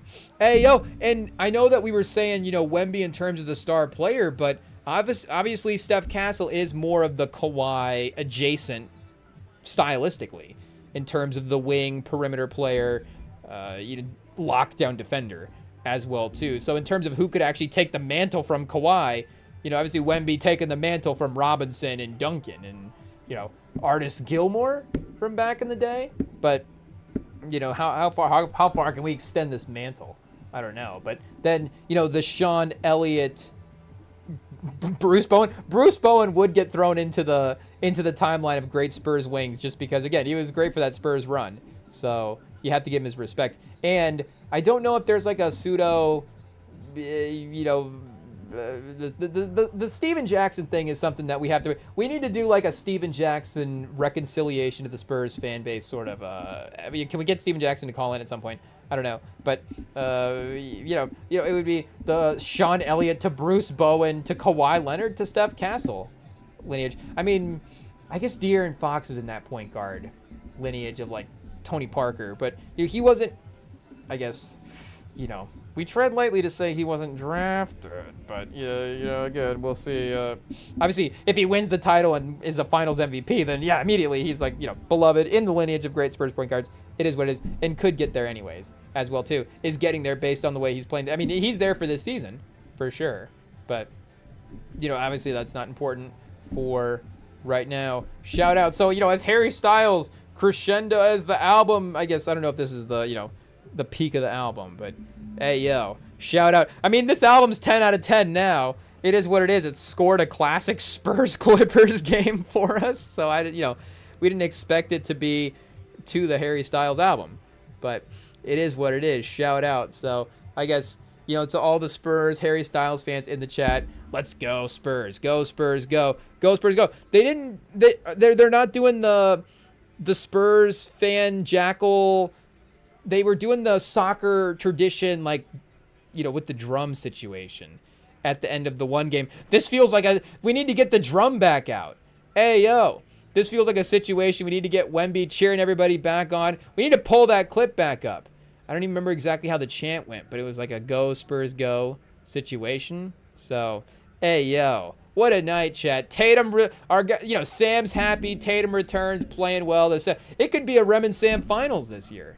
Celtics Spurs, who knows? Because, of course, Colts Chiefs, has happened in the playoffs, but doesn't have, could never be like a championship level game. I guess AFC, but still, we could get the Rem and Sam Bowl. I guess that would be more. Would it be more of a bowl? Chiefs Colts in the AFC divisional round, the Rem and Sam Bowl, but the Rem and Sam finals. Hey, yo. Wemby versus Tatum for the all-time legacy rankings. Oh man, I hope it happens now. I hope it happens. See, this obviously, who wouldn't be confident with Wemby? But this is where we're at right now. We're just like, we're the. It is what it is. We're literally the smaller guy with the bigger. We tread lightly, but the smaller guy with the bigger friend who's like picking fights because he knows the bigger friend can step in and win the fight for him. It's like. It is literally like if, we were picking fights at a bar because we're friends with Mike Tyson. And we're just like, okay, I guess Mike Tyson's just going to, it doesn't really matter what we say because we're just hanging out with Mike Tyson tonight. Like, that is what we're like with Wemby right now in the NBA. I hope we play Sam in the I hope we play the Celtics in the finals, because I can talk all this smack, because I know Wemby can go out there and block shots and hit threes and just be crazy, and Steph Castle can go off, and De'Aaron Fox was clutch tonight. And, again, this is all happening with Harper still just being a quote-unquote piece of the team at this point, not even necessarily like, we could think he could be some type of franchise cornerstone. I don't even want to say some type as like disrespectful. It's just, to how what the dynamic of the team is still like a fun mystery to as his game continues to develop. Again, some people look at that and be like, oh, how's that going to work? I mean, I think Spurs fans look at this and go, I mean, this is incredible how to figure out how this is going to work, because it does seem like, again, there is a willingness for balance as well there too, even though, again, like is there question marks about De'Aaron Fox. I just think, he was locked in to start the season, got the All-Star break, second in the West. Maybe there's going to be a couple week stretch where he's, maybe the numbers aren't going to be as great as some numbers from other weeks. But we'll get to the playoffs. We've seen what the team looks like at its best, and, we really like that. We've seen him be an important part of the team against other great teams as well, too, like the great teams right now that we have to compete against. So, again, he is like a lineup, obviously, matchup guy. He's important to the team. You don't have to talk the Spurs fans into it. We're fine. But, hey, shout out Tatum, shout out Wemby, shout out Harry Styles, and shout out Beyonce, because Renaissance, shout out, Ayo. It's a great album. But, obviously, I guess, Harry Styles, great job tonight as well, too. So, a different lane from what we normally let's do. It's difficult for me sometimes to immediately, like, I guess maybe it's probably better as well, too, to like not immediately like grade out a project, because it's like I don't necessarily know what this is in the scale of the genre. Obviously, if you enjoy the music, you enjoy the music. It doesn't have to be associated with a certain type of anything. It can just be like, oh, this song is a good song. I like this song. There are songs that I have saved in playlists by artists. There's like what I consider myself, obviously, that I like this artist, but it's like, hey, you know what? He got me with this song. What do you want me to do? It's just like whatever the chemistry is for my music liking brain. It's like he figured out the formula for that beat. They figured out the formula for that beat and the whatever or lyrics or again whatever it is. Like they that is the song that works for, again, obviously, like we're saying, it's subjective to the fan. But I have like I was going back saying earlier, like it's just been a really great start to the year, and it doesn't really matter again what you're a fan of in terms of music. You probably have been aware of the music releases. Like we're saying, even Bruno Mars is, again, do you say genreless? I guess now he's just wedding music with this new Risk It All. But obviously some like pop R&B, again, maybe some different lanes as well. But like we're saying, the Bruno, you're probably locked in. At least you're aware that like there's gonna be Bruno Mars singles out. You're gonna be to some degree locked in on a J. Cole release. The Fall Off was pretty hyped up. You're probably, again, if you're following music, following that. You probably are locked in on Don't Be Dumb. It's been one of the most anticipated albums. Again, A$AP Rocky is just a music star, not necessarily just a hip-hop star, a music star. I mean, we haven't even mentioned, Drake is still going to drop an album as well, too, as just another big name that is going to be like, all these guys, I think, again, are competing in the sense that, like, they literally are the best in the industry. Like, J. Cole could drop a album that the Grammy goes, we need to... The Grammys are clearly watching J. Cole for Album of the Year type of stuff. I know he's been nominated in the rap-specific categories, but because of that, again, they're keeping an eye on him. And, again, like, we know... I think A$AP could get there for sure. We know that Harry Styles has been there. To mention Drake as well, too. We know Drake has been there. We know Bruno Mars has definitely been there. So... again, the strength of the music game has been really, really crazy to start the year, and everybody has delivered. And again, if you're locked in a certain genre and like Keem is your guy and you're listening to like Keem delivered some great replayable songs, and that album's a very, very great album to go back and throw on. So it's fine. Sometimes I might refer to, I might refer to like Illmatic, like, oh, that's a great album. And then, Casino's a very, very, very, very, very great album. It gets like 16 berries on it. It is what it is. But it's still not. Obviously, the way you say great, it just depends. But again, like I was saying, it's a project that is got a ton of replay value on it. So the bar is just, I was looking at just randomly today, checking the list again for most streamed, like daily streamed hip hop albums. And I saw like Don Toliver's album was like almost double the next album, which was not this most recent Bad Bunny album. I'm not going to be able to say the names of the most, I guess, some of his albums. Our apologies to Bad Bunny. No, obviously, obviously we could learn, but I just can't recall him off the top. Hey, that's the only reason I can't say him is because I've forgotten him, obviously. But un verano sin ti, I think we can get that one. It is what it is. Nadie sabe lo que va a pasar mañana. I mean, pasar mañana. I feel like we can get that. Hey, mañana. I mean, mañana might be first team all Spanish word for. We need like what are the top 5 Spanish words that people that don't know Spanish say? Mañana might be first team, but that album from the Gray album cover from 20. Oh, I guess it was his last album. I thought it was the other way around. I thought Un Verano Sin Ti was the last album, and Nadie sabe que lo va a pasar mañana was. I don't think we got that right, but I think so. Somebody came into work today. I had to book a reservation through Google Translate, which was, I guess, kind of cool. Again, being a child of the 21st century in some ways, growing up with technology to some degree, it's like, I guess, not super mind-blowing. It's not like, hey, Google, like, Google, how are we booking this reservation through Google Translate? But it was like, I can't believe I can't just, like, basic Spanish my way through this. Because booking a reservation at a restaurant feels like, that is, like, literally something that you might do in Spanish class. Like, that is, I don't want to say 101, but you're literally dealing with dates, times, like, table. Like mesa is mesa table.